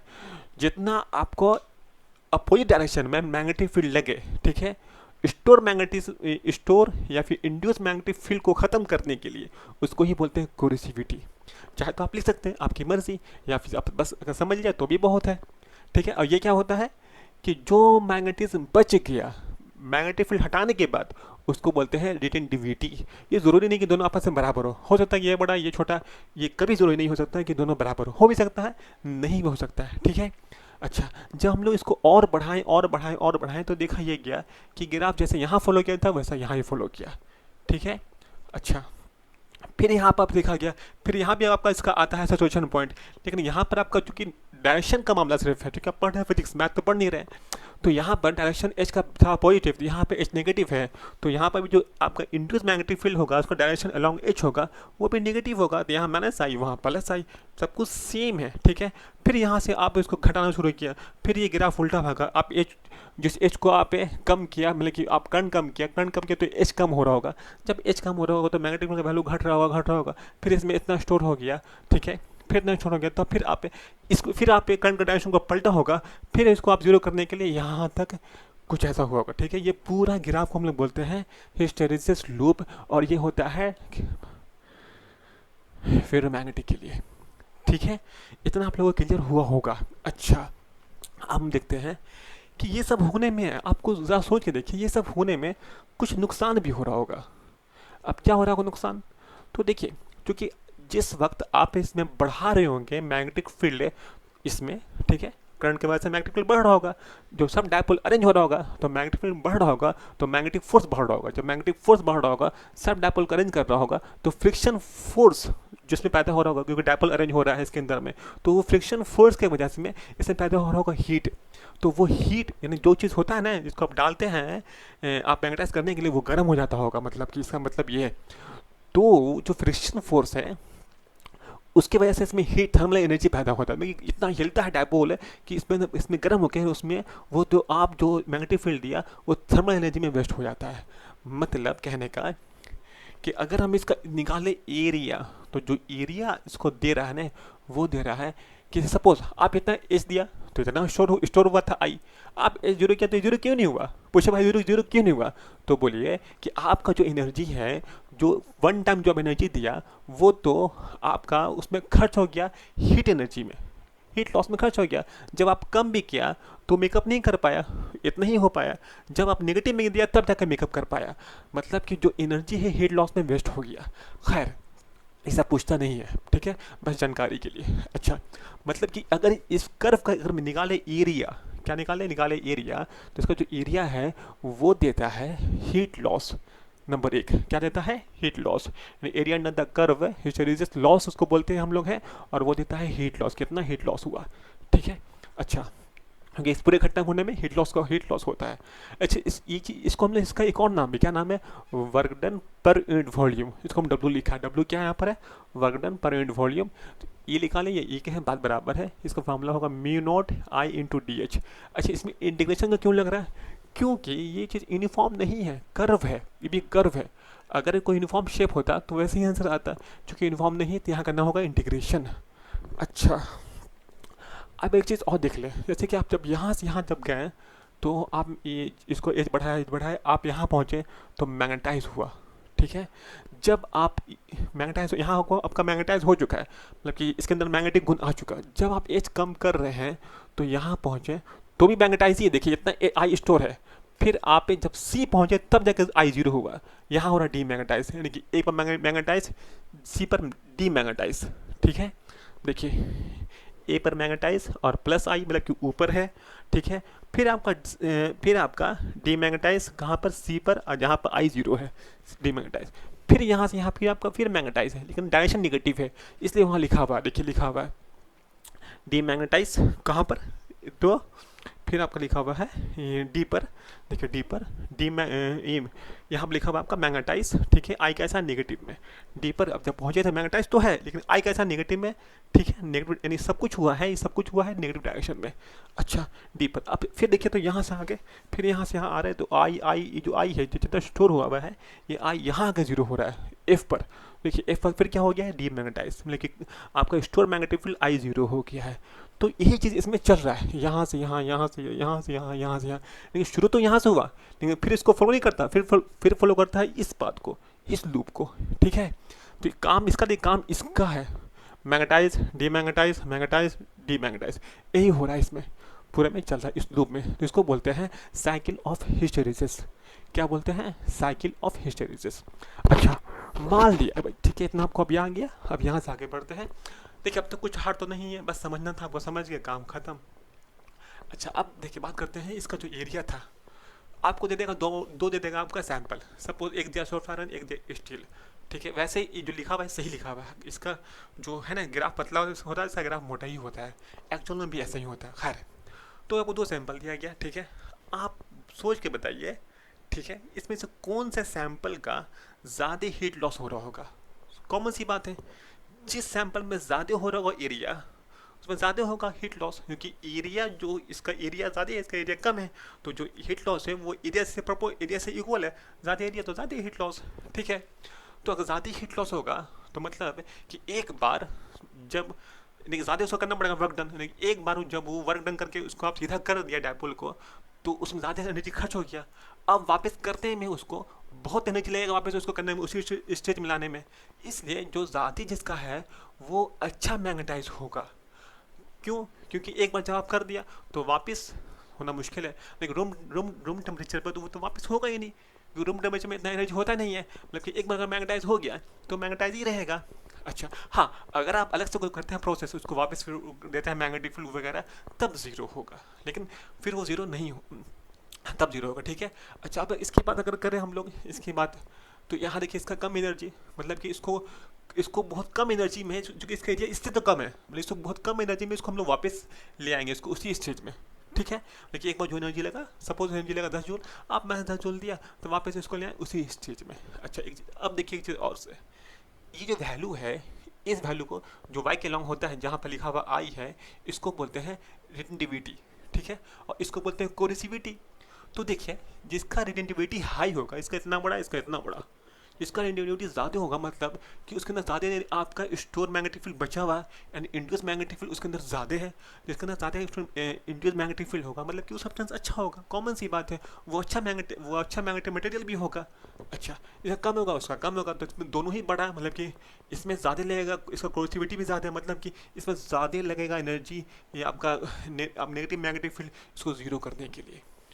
तो मतलब इस सैंपल का retentivity high, coercivity high, heat loss भी इसका हाई, मतलब इस सब्सटेंस को अगर आप कर दिया होगा मैग्नेटाइज फील्ड में देकर, तो ये बिहेव लाएगा परमानेंट मैग्नेट। इस सब्सटेंस का सब कुछ लो, लेकिन कम ही देखा, आप सब कुछ इसको वापस कर सकते हैं, तो इसको बिहेव लाएगा टेम्प्रोरी मैग्नेट। इसमें यही इतना बात है, इसमें और कोई रॉकेट साइंस नहीं है, बहुत इजी टॉपिक है, ठीक है। तो इतना आपको समझ में आया है तो आपको कोई क्वेश्चन नीट में मिस नहीं होगा, इतना आपको समझ में आना चाहिए, ठीक है। तो अब हम लोग का जो ये टॉपिक है, हिस्टैरिसीस लूप खत्म हुआ, और आपका जो पूरा मैग्नेटिज्म था वो पूरा ख़त्म हुआ, ठीक है। हम लोग यहाँ से बढ़ेंगे आगे EMI और फिर AC, ठीक है। तो आप लोग उसको नोट कर ले, हम लोग अब यहाँ से आगे बढ़ेंगे।